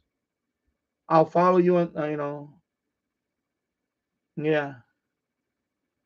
But it's easy if you leave a comment, and then I can see your name right there, and then I can just go to your profile. Right now, the notification, I'm not getting that. And like, I don't know. But anyway, that's if you follow my main account, Danny Radio and Tech. I'll get a notification saying that so-and-so followed you. So anyway, I'll look up your account and follow your main account. Yeah. Anyway, I'll look up. I'll do it on the. Yeah. But when you follow me, it doesn't list all the people that follow me. It keeps them anonymous. It just, the number goes up, but it doesn't say. Like, I can't click on followers and it don't tell me all the people following. It doesn't do that. So until you leave a comment on that group, and I'll see your name, then I can go to your main profile and follow your main profile. Because I want to follow your main profile. So let me see. I can just, let me see. Let me copy and paste it. Hold up. Maximum. Yeah, I can't do it with this live stream because it's kind of, can I? Let's see. Let me copy quick. Okay, let me see. Let me go back to Reddit. Let me see. If I go to Reddit, let me search. Actually, I'm just going to search overall. Okay, that's, no, that's not it. Yeah.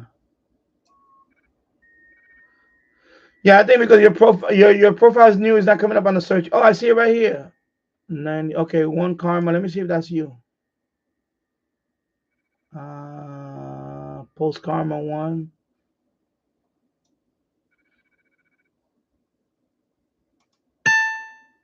Let me see. Yeah, anyway, I'm gonna follow you. Let me see. So now if I go, yeah, I see a Tasso V. Okay, I see you. Right here.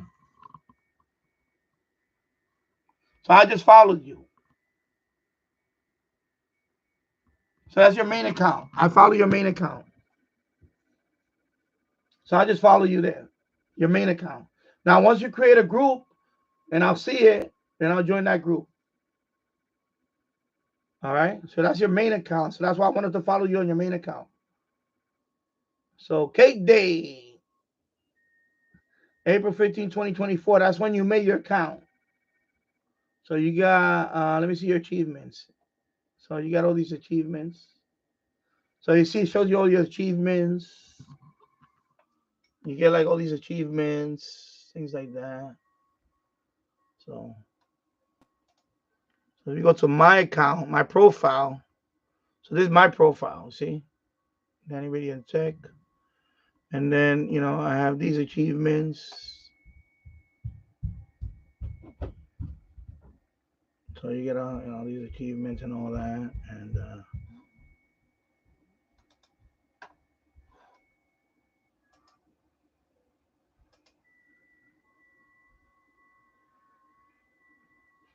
of course, you earn this stuff. The avatar. See, right now I got like this robot-looking avatar thingy. Uh, and then of course here you got all your. So you see the 5-year club, whatever. You get all these badges.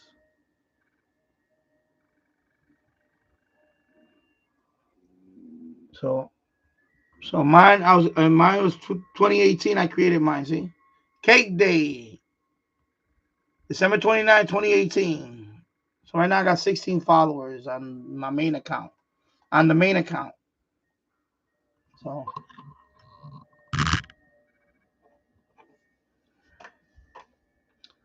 yeah, you're welcome, bro. I appreciate it. I appreciate everything you do, bro. But yeah, you know, diversify is a good thing. You know, you can make your own group. You could, you know, you could join other groups. Also commenting, you comment in another group. You could create your own group. Now you can create your own Linda the Birds group. You know, pick a good name. Try to get a nice name. And then, you know, when you post your, you know, Linda the Bird, every time you do a live stream after you're done, post it there. Every new video you post it there. You know, share it. You know, on your YouTube video, you got the share button, and one of them is gonna be Reddit. Boom, put it on your Reddit. That way, you know. I like Reddit. I know people frown upon it sometimes, but you know, it's okay. You always listen. You're always gonna have anytime you post a video or you comment on another video. You're always gonna have this. You're always gonna have the smart, you know, the smart ass or the troll. You know, I don't even engage with them. I block them. Even on Reddit, I just block them. I don't engage with anybody. They post something dumb. I'll look at it and I'll say, okay, should I report them? But I never had nobody get really nasty.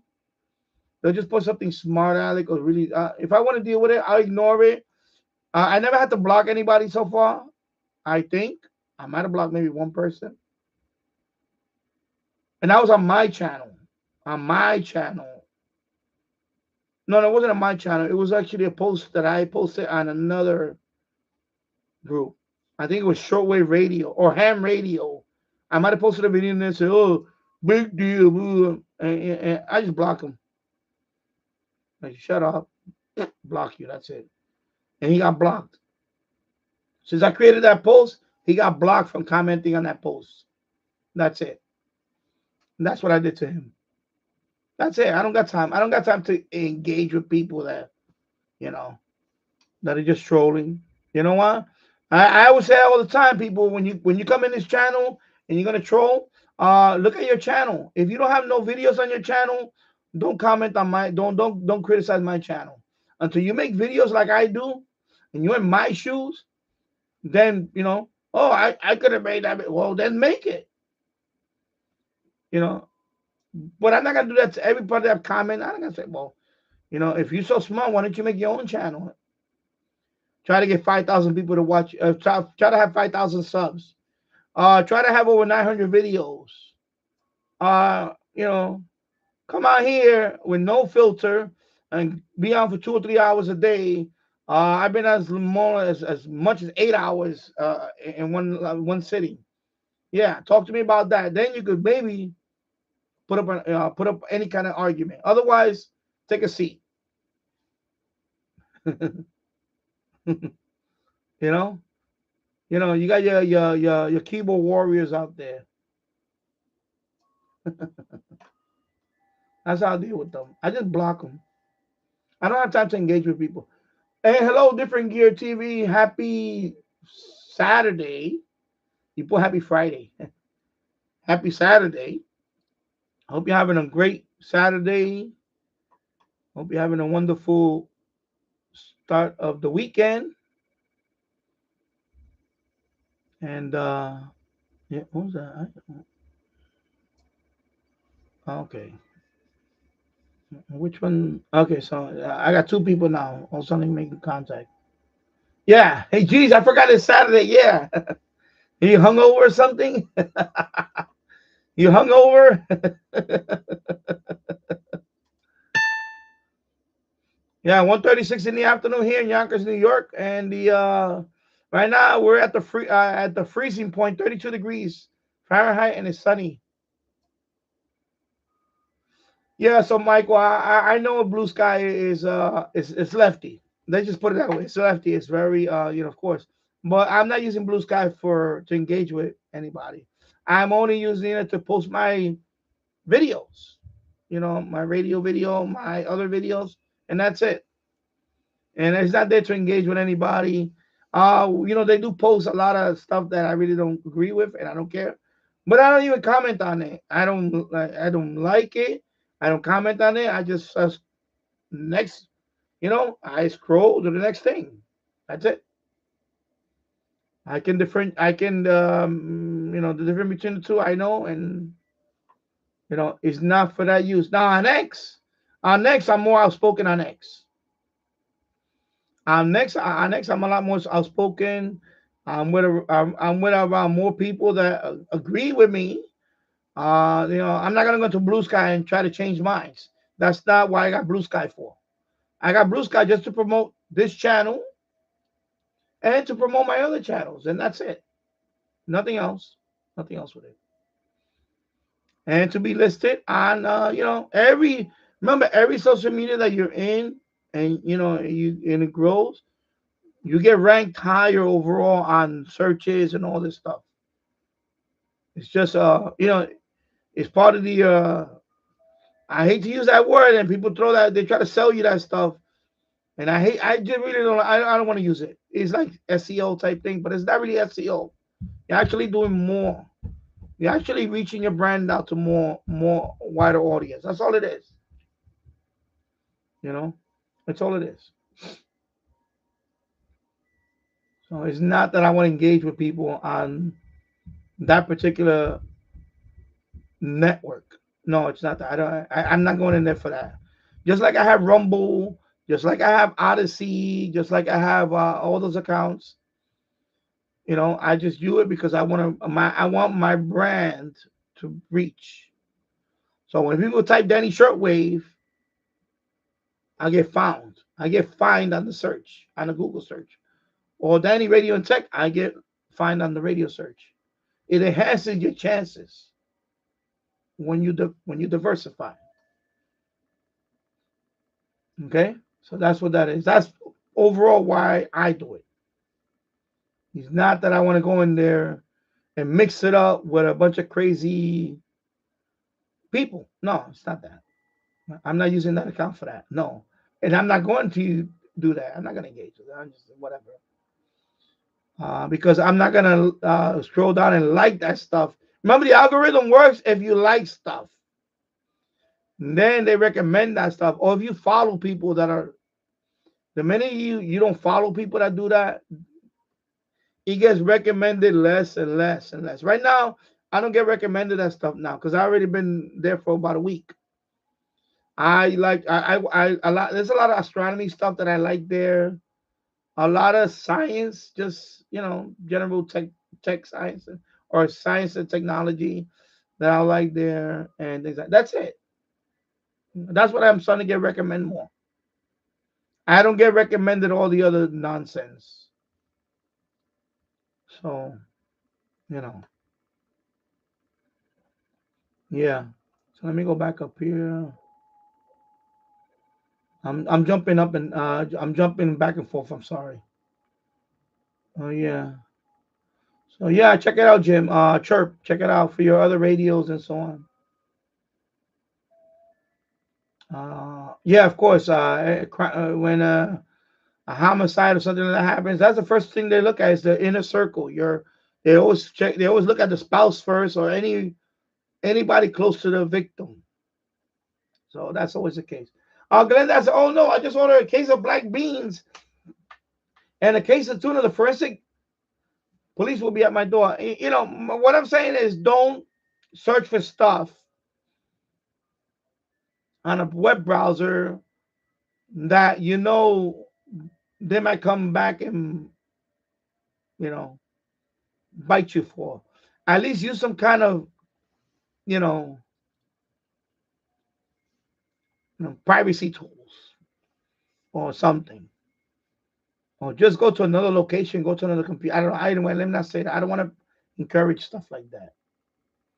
It's just that people. I tell you, I watch all this crime stuff. You'd be surprised how many people get the evidence mounted up, even if it's circumstantial. Excuse me, I can pronounce that. And a lot of it is because how to dispose of my spouse, and without being detected. You know what I mean? Something like that. And you type that on search, that's gonna raise flags, even at the ISP level. You know, my nose is itching now. No, sorry about that. So don't search for stuff that you shouldn't be. If you don't want to, or if you're embarrassed about somebody knowing about, I just, what I mean. You got to be careful. Everything, even though you have these privacy browsers, everything you type on that browser, URL or search, is monitored somewhere. Believe that. Believe that it has got to be monitored somewhere or stored to be monitored. Yeah. All right. So you created. Yeah. So anyway, so I went through the TikTok stuff. Okay. So cool. So let me go down here. Hello, Michael T. Rennie, 1972. I hope you're doing well, my friend. Yeah. So let me scroll down here. So I already covered that. No, you can join Blue Sky, Michael. Just you know, just to post your videos there. That's all. I don't engage with any all the lock them up and all that nonsense or whatever, or the people that still bitter about the election. I don't engage in all that stuff. I don't care about that. And I'll see some of it on my screen or when I'm scrolling, and I just go to the next thing. That's it. It's not. You know. Not everybody. Of course, not everybody's gonna agree with your opinion about things. Again, I don't go in there to engage. I'm only using that account to post my video stuff, and people are just people that are interested in radio stuff, and they'll go there and I'll get a like on there, and if I can get a couple of people to watch my video, that's it. That's all I use it for. That's it. Nothing more. I'm not going in there to try to engage with people about. I don't have time for that. It's just it's another platform that's getting popularity that I want to have my little, what they call that, my skin in the game. That's it. That's it. That's all it is. It's not that I'm gonna convert it to no, it's not that. You gotta have an open mind about that stuff too. I had, believe me, I had my Twitter account for years when it was like that, when it was a cesspool, and, when it was really nuts. And I just kept posting videos, and that's it. I wasn't as I'm more outspoken now on that platform than I was before. So, and what I mean by outspoken, I'm talking about like retweets. That's all, things like that, or reposts they call them now. That's all. That's all. Nothing hasn't changed on my part, but I noticed now all the you know they all went to that platform or whatever, or the major. That's fine. And but that has nothing to do with me, and I don't really care about it. My thing is my brand, and I just want to say, oh look, check out this video here, and that's all. That's all it is. So you understand. Hello, Ken Martin. Good afternoon. 10-meter contest this weekend. Yeah, I know. I heard. I heard someone. I was watching a live stream earlier on TikTok, and I know there's contesting going on. I'm just gonna be on for another while, and then I'm gonna go upstairs and clean for the rest of the day. So I'm not gonna be participating in anything. I'll just be on Jill's live stream later, and talk to you guys in there. That's why I'm doing this live stream. I just want to be on for another hour or so, and then that's it. And then I'm gonna So I don't know. So I'm doing FT8. So there's plenty of FT8 right now going on. Quite a few contacts, but yeah.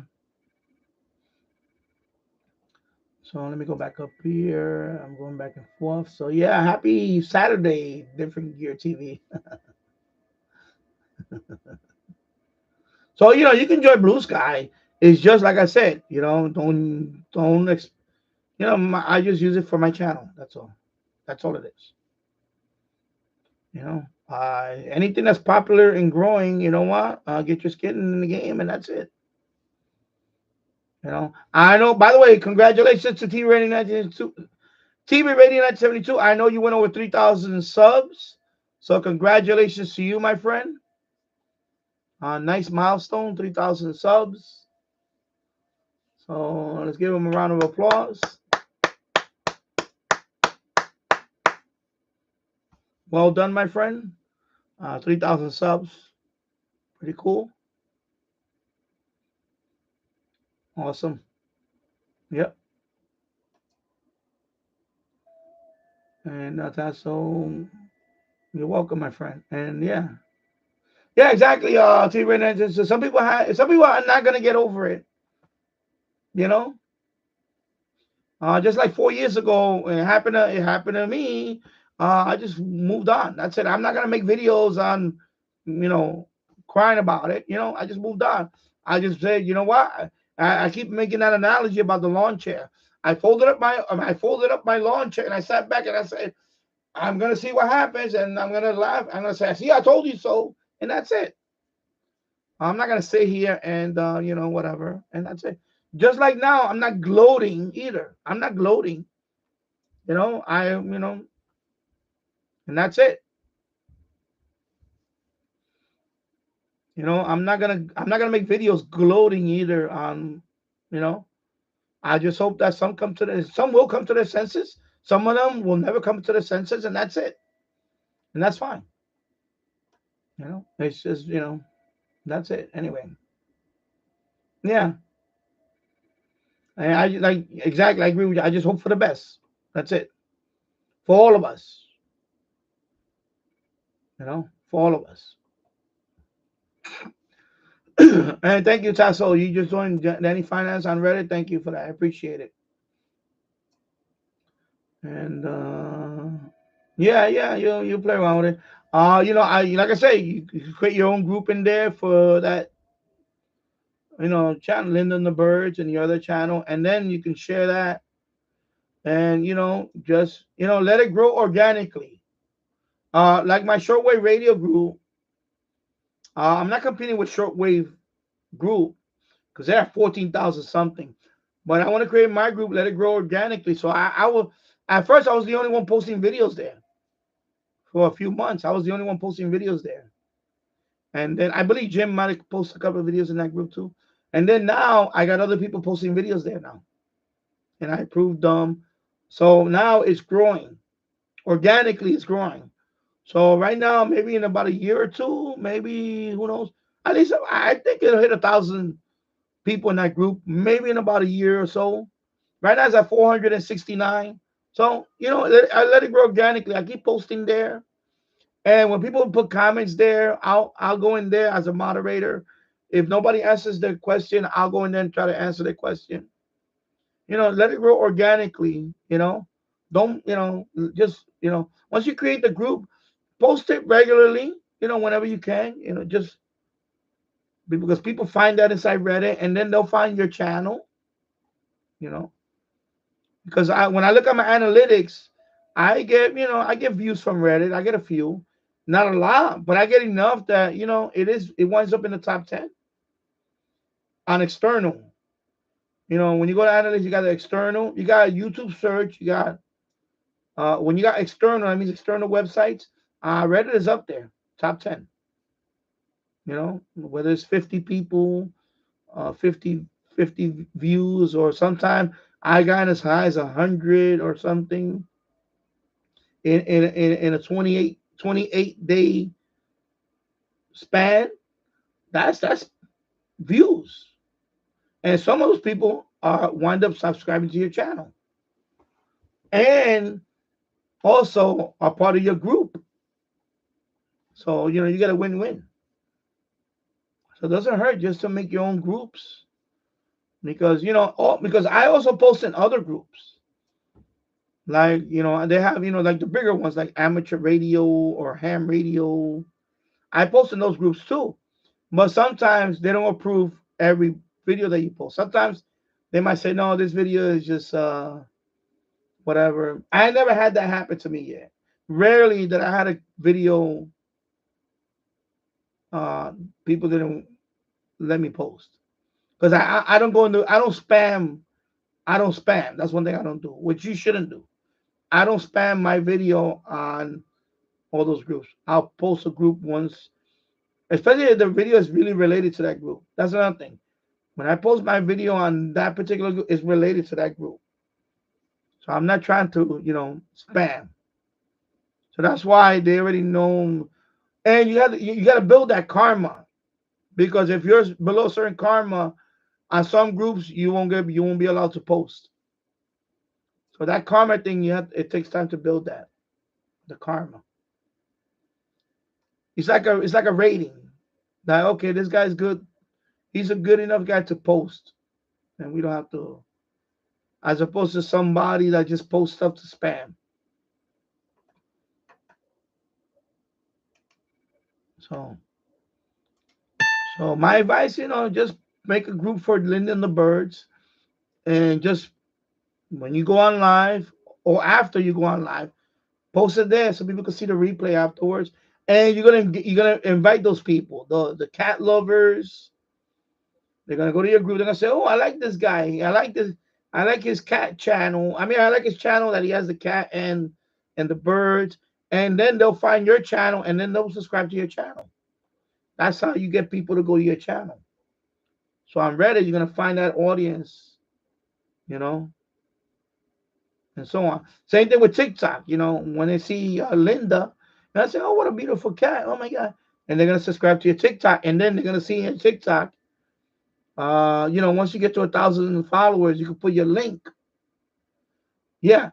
So on TikTok, for example, once you get 1,000 followers, you can put your link to your channel back to YouTube on TikTok. So you can put Linda and the Birds or Tasso's channel on the TikTok profile, and then people. So you have to create they go here, they go back to your channel, and they go here, they go back to, keep them engaged. Yeah. And that's what it's all about. You got to build it, You got to build it. Rome wasn't built in a day, and so is everybody's channel was not built in a day. So it's a brand. You got to get to a point where once everybody can start a channel, but after a year, I don't know what's the statistic about it. I think it's up there. I think it's like more than half of the people that start a channel, by year one, they drop out. So you're that half of the people that are serious. Now, for year two, the number goes even lower. Some people by year two, they're out of the YouTube altogether for whatever reason. Maybe the expectation was too high, or whatever the reason. So by year 3 or 4, you're like the 10%. You're the 10% of the people that made it 5 years. 5 years. From 3 to 5 years, and then after 5 years, now, for example, me, 2 years away from 10 years. So that number. So, as you have other stuff going on with it, that's your brand now. You're a brand now. You're a brand. Whether you like it or not, you're a brand. My brand is that Danny Radio and Danny Shortwave and Radio DX. When companies reach out to me, is that, oh, you're Danny Radio. You're Danny Shortwave Radio DX on this channel. We would like to send you this product. Blah blah blah blah blah blah. You got to build that. It takes time. It takes time to be recognized. You don't start a channel in 1 year or in 1 day, in a few months, and you think you're gonna get every advertiser knocking on your door. That's not the case. My thigh's scratching. My thigh's itching. I'm sorry. Yeah, so it takes time. It takes time to build a brand or a following. So, you got to put in the work.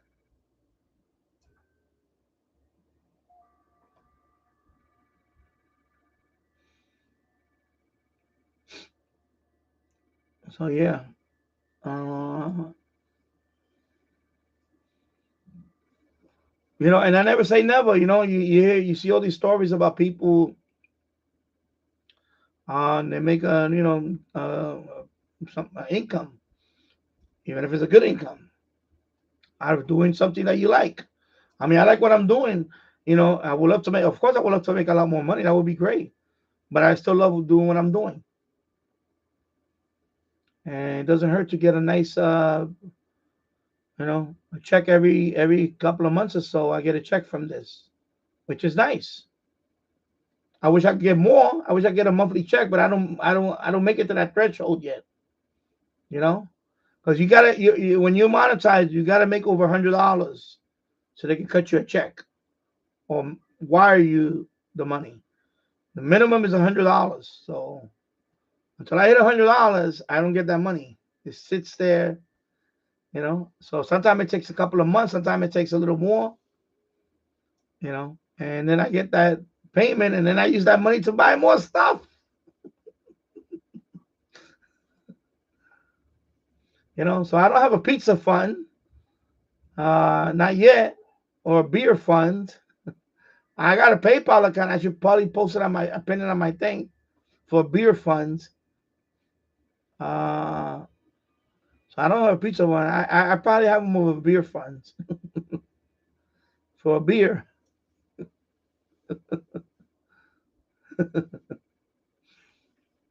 But it's okay. Take care, Michael, and have a good weekend. 73, my friend, and congratulations on your 3K subscriber milestone.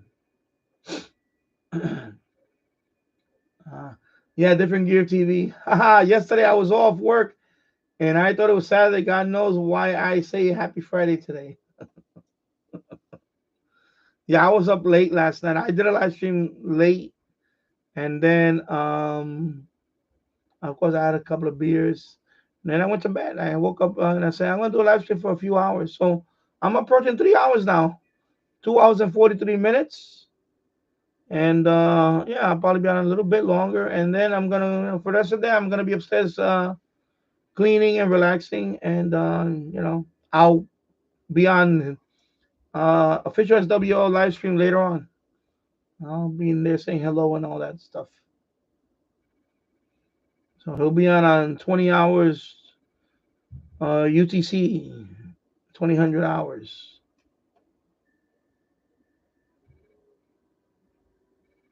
Yep. I'll be on there later.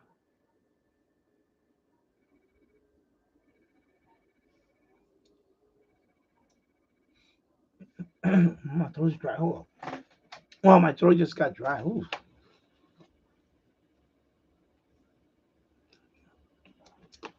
Although we welcome the rain last couple of days or so. Of course, wintertime, the air is naturally a lot drier. Right now, for example, my basement, my humidity level is like 40%. Very dry. And you got to be careful with that because you don't want to zap any components.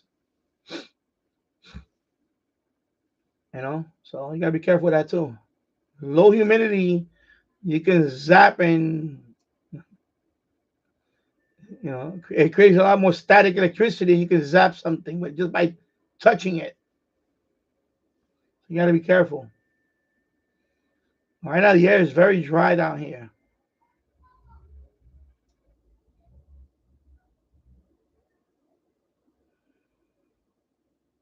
Yeah.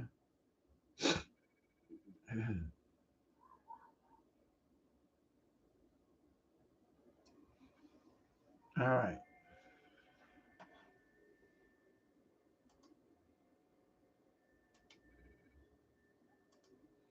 So Ken Martin, 10-meter contest. Yeah, I know. I heard earlier 10-meter contest, but let me see. Actually, let me get up. Let me go upstairs and check on my son for a minute. I hear him upstairs. I'll be right back. Because I need to get another bottle of water. I need to get another bottle of water.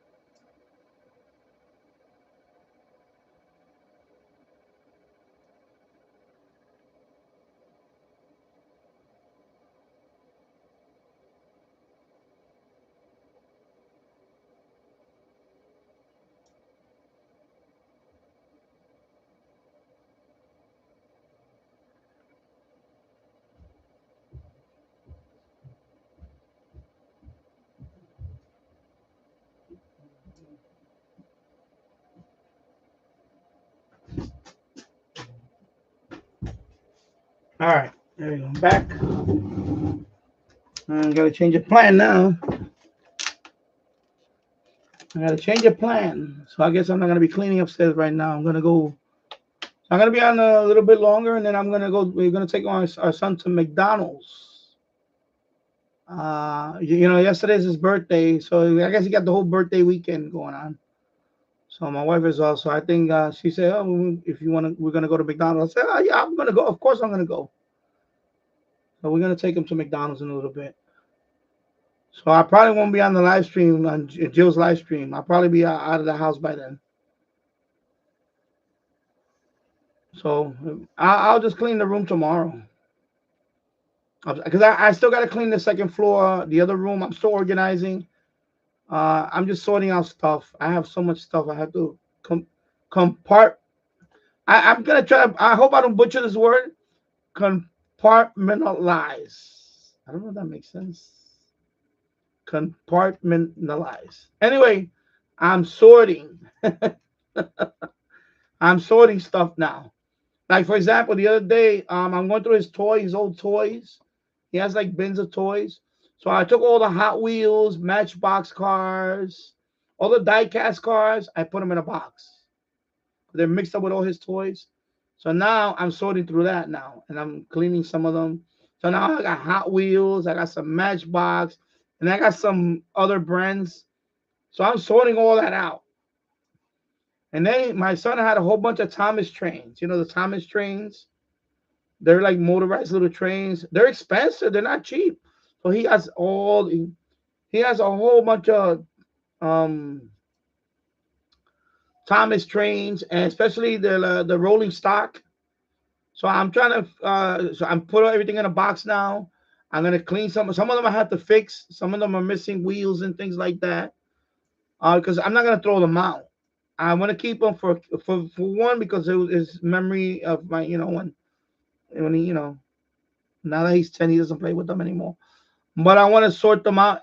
Maybe when I do my table layout, I may have a Thomas track with my regular layout, or put the Thomas train on a separate little thing.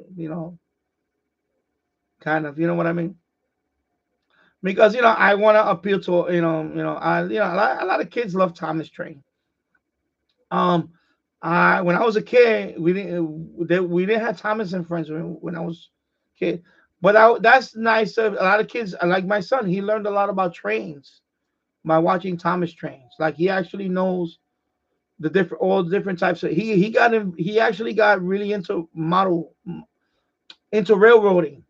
So he knows the terminology. Like he knows what's a hopper, what's a tanker car, what's what's the between the difference in a steam engine and a diesel engine and an electric, electric car, locomotive or electric, whatever. So he knows the difference between all these things. And I'm talking about when he was like 3 or 4 years old. He was really into that. So of course I'm not gonna throw that stuff out. I'm gonna try to fix some of it, put it away, and maybe I can display some of it in the future. You know, and I used to watch that with him a lot. That was another thing. Me and him used to sit down and watch the Thomas trains and all that, and So I keep on, and then plus he has a lot of track for the Thomas trains, and he has like a big. It was like a big shed. It's called Tidman Shed, and it had like a turntable, where you put all the cars at, and they call that a turntable. It's where all the trains go at, and it's like it looks like a garage or a hangar, and each car goes in. The one track goes to each one, and then and when you get to the middle, there's a turntable where you could you know uh, go to the main line or whatever. So we have all that stuff too, and I want to clean it up and put it away, and so I'm sorting all that stuff out. You know, so I do a little bit at a time. Because it's a lot. It's a lot. So yeah. Sal T. Happy Saturday from home. Scanner amp capacity and antenna range. Do you recommend? I don't know what you're talking about. Scanner amp. Scanners. I don't use amp on a scanner. It's a scanner. It's a receiver. It's a VHF, UHF receiver. That's what my scanners are. So the antenna, if it's a handheld, then you use for example, like this is not a scanner, but if I had a handheld scanner, obviously you're going to use the included whip antenna. You could take this antenna and put a different whip, a longer extended whip, which I have. I have right there. If you can see in that yellow right there, right there. You see that yellow plastic, and you see there's an antenna in there. And that's a 770. So it's a flexible whip. It's actually that one can help out a little bit more on some. But now for my base scanners, I use the discone. It's up on the roof. It's a discone antenna. I got it hooked up to that disco antenna outside. It's on the rooftop. And that's what I use. I use a disco antenna. It works well. So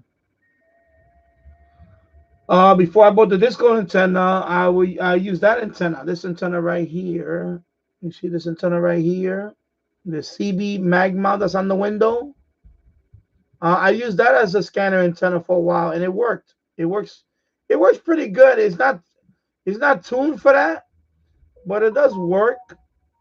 So until I bought my disco, and this is the antenna I was using. This one right here. Okay. So first get the scanner that you want to get that you can afford, and then depending on what antenna can you use with that scanner. Like I said, I when I got my first base scanner, I was using that mag mount. I was using this one. This is $15 on Walmart. CB mag mount, and it worked well for a while. I had it upside. I had it outside on the rooftop, and I put an extension on it, and I ran. That's what I had for a few months. On top of a coffee can, use that as a ground plane because this has a magnet right there. That's the magnet mount. And then once I found a discount that I wanted at a good price, I got one from eBay. I paid about $60 and change total, I believe. Is the equivalent to the Tram 1411. That's the discount that I got, and that discount works fine. I've been using it. That discount's been up there for now. I'm gonna say almost 8 years. It's been on that rooftop almost 8 years, and it works fine. Uh, it's also rated to transmit on it, but I wouldn't. I don't transmit on it because SWR on 2 meters, and on VHF UHF. I tried it with no, I'm not really. I shouldn't say it. Yeah, with the Yaesu I tried it. The other Yaesu. The SWR is too high. I wouldn't want to do that. I wouldn't use that antenna for transmitting. For receiving, works very well, but for transmitting, I wouldn't want to use that. You could also transmit on CB on it, but I wouldn't want to use that antenna for CB. I know that my SWR was a little higher there, so I wouldn't want to use that one for transmitting on CB either. So yeah. Different gear TV. I went to McDonald's this morning. Double sausage and egg McMuffin. Yeah, I know that sounds good right now. That sounds really good right now. But right now it's afternoon, so I'm probably gonna have a. I usually get something like, okay, I'll be right. I gotta blow my nose. My nose is itching. I'll be right back. Oh my god, I have to blow my nose. It's like somebody put a feather in my nose and.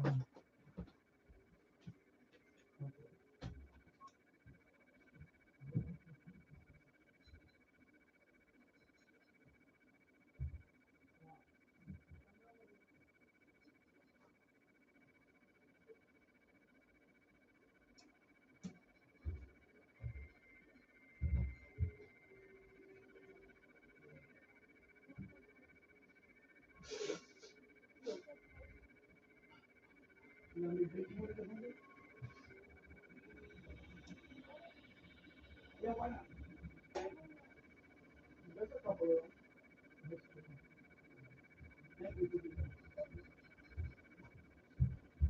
All right.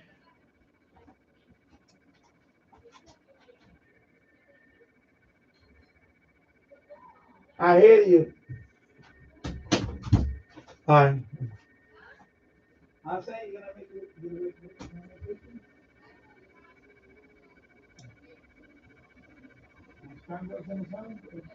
It has drum. It's down here. Here you go.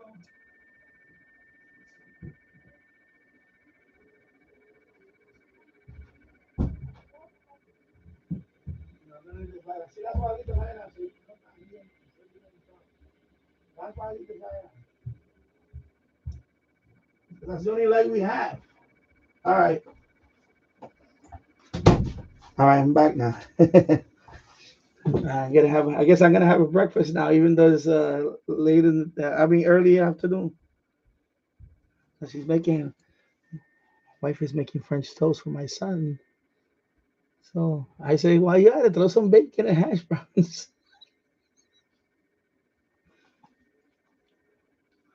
I guess I'm gonna eat good in a few. Oh my god. Yeah. Yeah. So different gear TV. Went to McDonald's this morning, double sausage and egg McMuffin. Yeah, that sounds good. Hello, Alfredo. I hope you're doing well, my friend. Happy Saturday to you. Yeah, salty. Steak and eggs today. Yeah, I had that yesterday actually. We took our son to IHOP. IHOP is like a pancake house. That's what they have here. It's like Waffle House, except Waffle House they specialize in waffles. IHOP is more. It actually stands for the International. IHOP stands for the International House of Pancakes. So of course it's all about pancakes in IHOP. So of course I my son had a chocolate chip pancake with a ham and cheese omelet. I had buttermilk pancakes with uh they call it the big steak. So a steak omelet. So it's pieces of steak, steak in an omelet with, of course, they make the omelet. Let me move to see here. Peppers and onions. Oh, it was really good. It was delicious. Steak omelet is that's what I had. I had a steak omelet last night. Awesome. Oh my god, my mouth is drooling thinking about that steak omelet.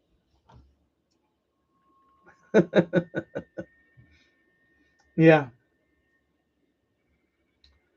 yeah, tasso. Yeah, yeah, Alfredo. Hello, Alfredo Giandomenico. I hope I pronounced that. Yeah, steak omelet. Yeah, everything in IHOP is just a little pricey. You know. Yeah, it's one of those. Every restaurant you go to now is a little pricey. But yeah, it sounds expensive, but it's good. It's very good. Oh my god, the steak omelet. Of course, with the melted cheese. It has hash brown inside. The shredded potatoes inside. It was a big omelet. Was big. It was like this like a big burrito. Big omelet. Oh my god, it was so delicious. And then on the side, I had a side order of buttermilk pancakes. Delicious. So I guess my wife is making him French toast now. So then later on in the afternoon, we'll take him to McDonald's. Probably around, in a few hours. Few hours, we'll take him to McDonald's. So yeah, so steak and eggs. That's what I had last night, steak and eggs. Salty. I got the B-Tech amp with coaxial cable to 1010. I'm wondering how to get farther range. B-Tech amp. I don't know what that is. When you say amp, I understand you're wondering how to get more farther range. Um, in terms of transmitting, theoretically, transmitting, of course, like for example, I'm doing FT8, FT8, right? FT8. Of course, I'm doing 100 watts. I don't need to do 100 watts. Only reason why I'm doing 100 watts because right now FT8, for example, there's a lot of people on them. This is a weak signal mode. You got a lot of people on one frequency on a very small band of a small band on a frequency is a crowded band, right? So of course, I can be heard on 20 watts.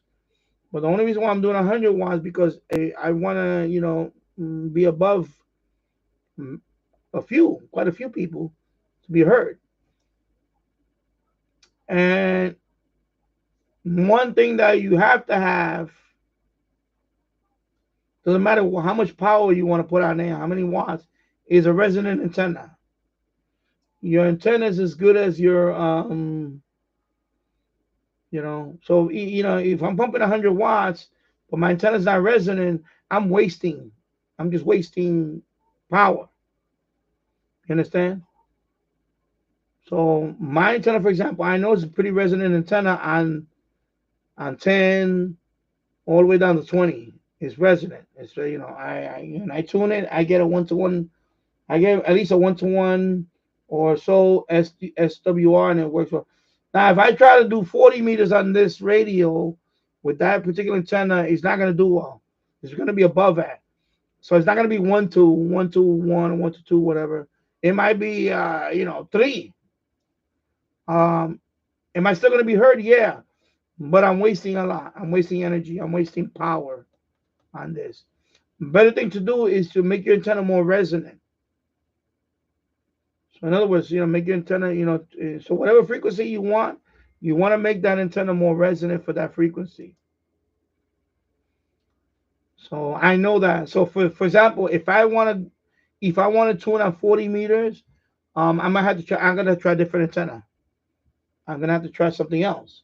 The antenna that I have right now would not is or lower. If I want to do 80 meters, this antenna right now would not work for me. I need something else. I'm gonna have to put up something else, maybe or buy another antenna to put up, like a G5RV. In my case, I think from what people told me, that's a very good antenna on 80. A couple of people that I know that I trust use that G5RV on 80 meters and even on 160, and because it's more resonant for that frequency. That's something I would need to do those bands. The wire that I have now, I wouldn't be able to do that on 80. I could probably get away with 40, but my SWR is already, it's going to be above a certain number that what, I'm a long term I might be doing more damage to my radio or whatever, or it's just not worth it. I rather make your antenna resonant for what the frequency you want. You know, you don't need a lot of power to be heard. It's just I be more efficient with it. Before I got this radio, I was using the Zygo G90, and that one can only do up to 20 watts, and I was getting heard still as far as this what the radio was, just with that radio, same thing, all the way out to Australia, all the way out to Japan. On FT8, I got heard. Doesn't matter. My signal was not as strong, but I got heard. You understand? Now with 100 watts, yeah, your signal's still gonna be heard. With the same antenna, you're gonna get a more better signal. That's all. Better, you're gonna hear me better. That's all. But it's better to focus on the making your antenna more resonant than power. You know. Otherwise, you're really wasting. Like I said, I would not do 40 meters on this radio because I will be wasting. And 80, forget about it. I won't even try it. I won't even try it because potentially what you're gonna do is you could damage long term. You could damage the radio, and you don't want to do that. And you're wasting. Even if you don't damage your radio, you're wasting a lot of energy. So I will focus on more getting the antenna more resonant for whatever frequency. There is no one antenna fits all. That is, for receiving, yeah. For receiving, that same antenna, I can listen to all these bands. When it comes to transmitting, that's a whole nother issue. So, a lot of people, I don't say a lot of people, but I learned that I'm learning that now as an operator. This radio with the setup that I have now with the end fed, um, 40 meters, forget about it. Don't even. I won't even try it. 80 and 40 and below, forget about it. It's not efficient. So that one I definitely will have to, for those bands, I got to get another antenna, and for that, and maybe even an external tuner. Maybe also the internal tuner on this one is not as efficient on those bands. Maybe I need a dedicated ATU, and an antenna tuner unit, dedicated antenna tuner unit that's capable of matching, matching. Okay, so it could also be the tuner itself that is not capable of just, you know, and that's something I learned over in the last couple of years. Something I learned, that. And again, there is no such thing as one antenna to transmit works on all. There is none. There's always going to be compromises. So right now, my infrared works very well on 10, on on you know on 10 all the way down to 20. It works fine, and that's it. Anything below 20, now you're running into, you know, yeah. Now SWR is not the, yeah, yeah. And especially when you're dealing with VHF, UHF, that is really gets finicky. For example, the antenna I'm going to put on the roof, and I want to use that for 2 meters, even though it says 2 meters and 70 centimeters. I got a better chance tuning in on 2 meters better, matching it better on 2 meters than 70 centimeter. And now and of course with VHF there is no auto tuner that you can, and not on this radio. So I really have to match it as best as I can. I bought a ground plane for that too, and that antenna I'm gonna put on the roof. I bought a ground plane for it. It's 3 radios, and I go. Um, you might have to put radios on your whip antenna. You might need radios or something like that. Maybe it's a simple thing as putting radios. I'll show you. So you making them. You're talking about local truck. Uh, for example, this antenna is for 2 meters, 70 centimeter, right? When I put this up on the roof, I'm gonna run of course, the coax. I'm gonna use LMR probably 240. That's what I have or something. I'm gonna run the certain amount on it. I'm gonna try like this first. Hopefully my SWR is okay enough that I can do it safely. If not, I may have to use the radios. For the radios, you put it in between. You put it there, and then it has 3 of them. There's two different sizes. One is for the 2-meter band. They're a little longer, and one is for the 70 centimeter band. So you might have to put radios on your. Hold up, let me take care of this. All right. So I'm gonna try like this first to see if it's good. If it's SWR. If not, I'm gonna have to put radios. Ground plane radios. Let me take it out the bag.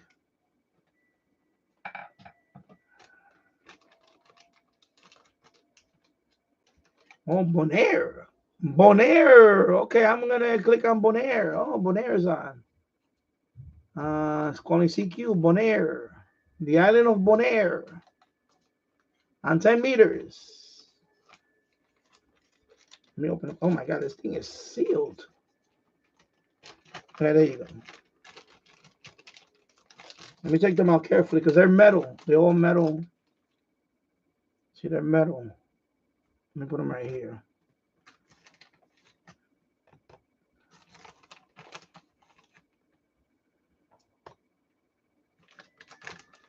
You might have to cut the antenna. Maybe it's a little too long. You might have to cut it to get the right to match the right frequency on there. For example, some of them have an adjustable You can adjust it to make it a little shorter or longer to adjust the exact frequency on it.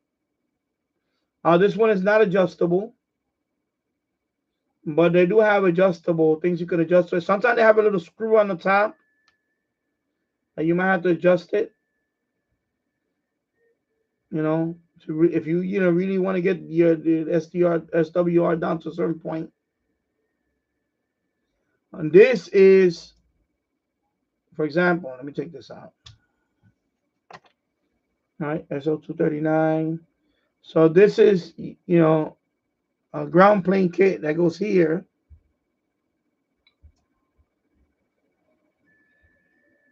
Let me screw this on. Let me show you.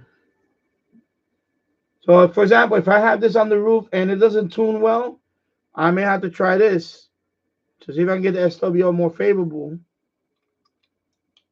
Let me tighten this here. I'm not going to tighten it super tight, but just enough.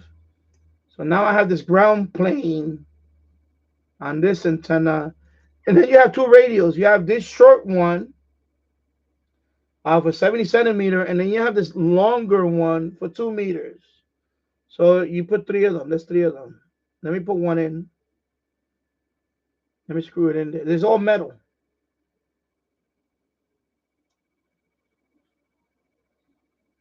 So let me put all 3. Let me put all 3 of them so you can see how it looks like. Now this is a VHF UHF. Okay, this is not HF. This is VHF UHF. And one more. Let me see this one right here. And let me screw it in there. This is all metal, so you got to screw it in there. It has threads in there. You screw it in there. So there you go. So this antenna will go on the roof, right? So I might have to add this because maybe this might help with my SWR. Might actually make it more resonant just by having this ground plane. Okay. I know with CB antennas, they do have a ground plane. I have one. It's not here. It's upstairs. For my 102-inch CB whip, I'm on 108. Anyway, I have a CB whip antenna. It's 108-inch steel. It's a steel whip, but I have a ground plane with it. It's a metal. I put in that, screw it in there. It has 1, 2, 3. As a ground plane. It's like this one, but it's thicker. It's a bigger one. So you might have to put a ground plane on your whip antenna. Something like this, maybe. But for that frequency, for the CB, if it's CB radio, they have ground plane for CB radio. You put it underneath your fire stick. For example, if you have a fire stick, right? Fire stick, you might have to put a ground plane. And that helps maybe lower down the SWR. You also have adjustable thing that you might have to adjust. Some of them have like a screw you might have to adjust, or you might have to turn it to make it a little longer. Or you might have to cut it. Just cut it. Pick whatever length and cut it. Like the steel 102-inch CB whip antenna. If I want to use that for 10 meters, I have to cut it. Physically cut it. It's up there as a long whip. But I don't use that for 10 meters. I have my wire. But you might have to do something like a ground plane. You might have to. And I see them on the trucks. I see trucks with ground plane on the, a truck with the whip, and then I see the ground plane. And they're not gonna be that long. Like this one is that is not that long. You see? Not that long. All right. So I hope that helps you go look into that. And I bought this just in case for this antenna. And this antenna is not expensive. Of course, later on, if this antenna doesn't work for me, then I'll buy something more like a Comet GP9 or whatever. I'll get something more. The problem is that antenna is not cheap. It's very expensive. And this antenna is not expensive. It's about $30 total. $33 total for this whole thing. So I bought this first, then I bought this. So a ground plane. So I'm gonna try like this first. I'm gonna test it. If it works like this, then I don't put this. If this doesn't work well, I'll try this. Now, if this doesn't work, it'll still be a good receiving antenna, and I'll keep it as that, and then I'll get the other antenna. You have to try different things. So, you know, you say I drive a local truck and find antenna whip to be better than Fire Sticks. Yeah, you could try different. You could try the steel whip. The 102 inch steel. It's a long whip. What is it? Quarter? Is it a quarter wave? It's a long antenna. I had that one on the roof. It's 102. So what's 102 inch? 100. 100. Yeah, 102 inch. I'll show you. I'm going to show you the antenna. It's hanging on my wall. It's right there. Let me put this back over here. It's right there hanging on my wall. You see? See that long antenna? It starts from there and it goes all the way back there. That's an antenna. It's all the way back there. I'm just hanging it there because I got no room to hang it. You see the antenna? Let me take the hat out the way. That's the front of the antenna. Let me take. Oh, Jesus Christ! There you go. See? That's the mount.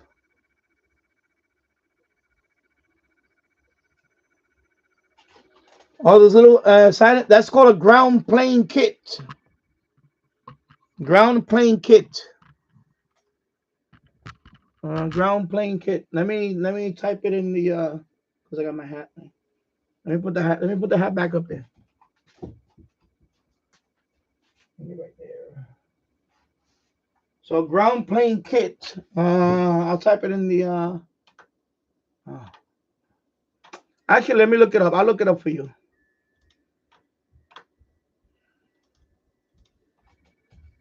Ground plane kit for mobile antennas. So you have these types. So you have like that. So that's why it's such a ground plane kit. So you gotta find for whatever frequency. For example, let me see AliExpress. So this is one. This is like for HF. You see? Let me show you. So this is like for HF. So that's for HF. See, that one is longer. That's for HF. That's for HF vertical. But you know, for VHF or for CB, give me a minute. Let me see if I see any. Let me just give me a minute. Let me type it in there.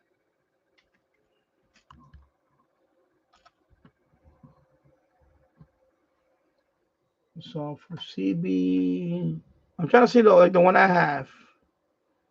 So the one I have is like this one. And there you go. That's for CB antenna.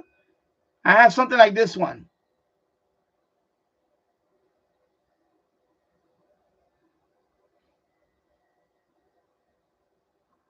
This is the one I really have right here. This is the exact one I have. That's the same one I have. Look. Yeah, it does come with the adapter in the end. It's right there. So you see there's an SO239 adapter. Unfortunately, this camera cannot focus for the life of me. But that's the one I have. This is the one I have for my CB. For my CB antenna, this is the one that I have. It's steel. It's all stainless steel.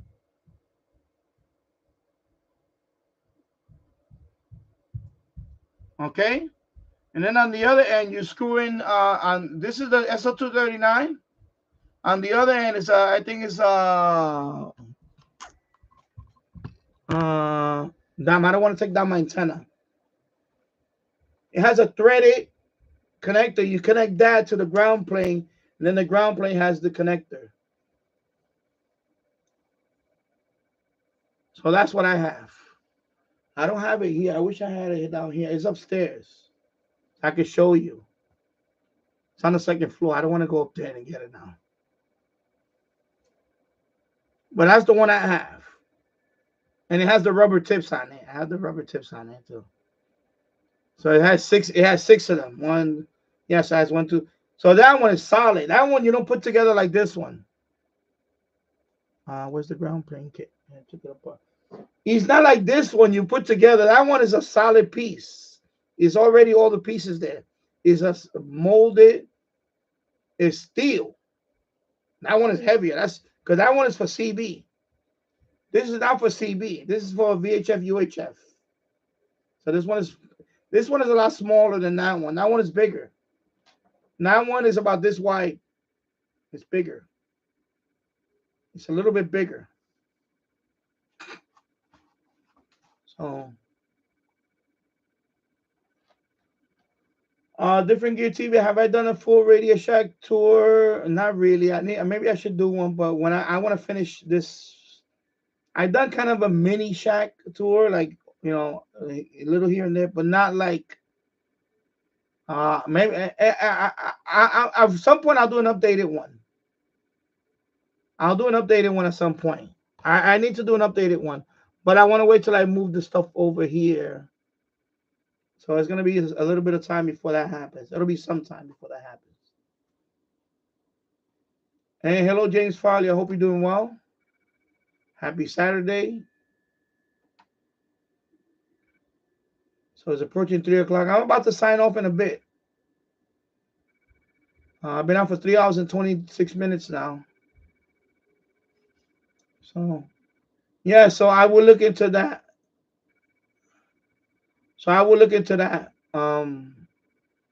Ground plane like this, or get an antenna that you can tune. That you can tune the antenna. I don't, like for example, Fire Stick. I believe the Fire Stick, you're not gonna be able to. I don't know if there's a thing that you can tune it. Some antennas, some whip antennas, you can tune it. And they have like some kind of a screw up here. Or sometimes you could adjust it down here to make it, to make it more resonant. This antenna is not allowed. You can't. It doesn't. It's just this shape. That's it. There's no. But there's some antennas where you can actually tune it. I know my Discone. Some of the radios, I can tune it.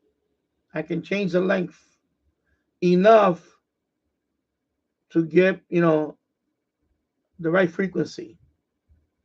But this antenna doesn't do that. So, so you might have to look into a whip that's tunable, that you're allowed to tune it. Sometimes they have a little thumb screw up here. Okay, so yeah, there you go. Because I never owned a Fire Stick myself. Of course, my friend had one, but I never knew that. Yeah, so you got to take off the white cap. There you go. Thank you, Different Gear TV. So you take off the white cap, and there's a screw that you can adjust. Exactly. So there you go. So you can adjust the SWR in. Yeah. Okay. So thank you. I wasn't familiar with it, but thank you for bringing that up. Because I'm sure they had to have something, and maybe you take it out of there. So anyway, thank you. So yeah, so I will look into make you if you have he doesn't have one, he's looking into something like that.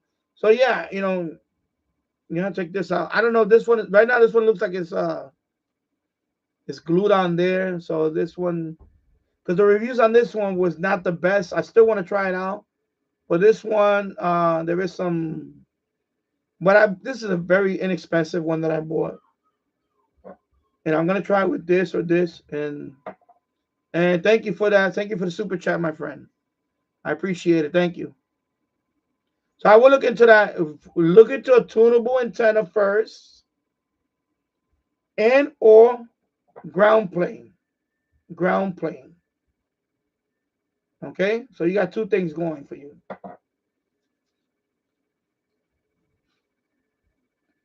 So Anyway, I'm gonna sign off now. I've been out for 3 hours, about 3 hours and 30 minutes now. I'm about to get something to eat, and then I'm gonna step out later on, and maybe I'll join you guys in official SWL live stream. So again, thank you everybody. Have a great weekend. Have a great afternoon. Take care, everybody, and thank you for the super chat, my friend. And James Farley, thank you, and everybody else, thank you. Mika, hello, and thank you. I'm gonna sign off now. I've been on for 3 hours, and but thank you. I appreciate everybody. And again, have a great weekend. And if I don't see you guys again, which I probably will, most likely, but if I don't, Merry Christmas, Happy Holidays, have a great New Year. Bye bye. Bye bye.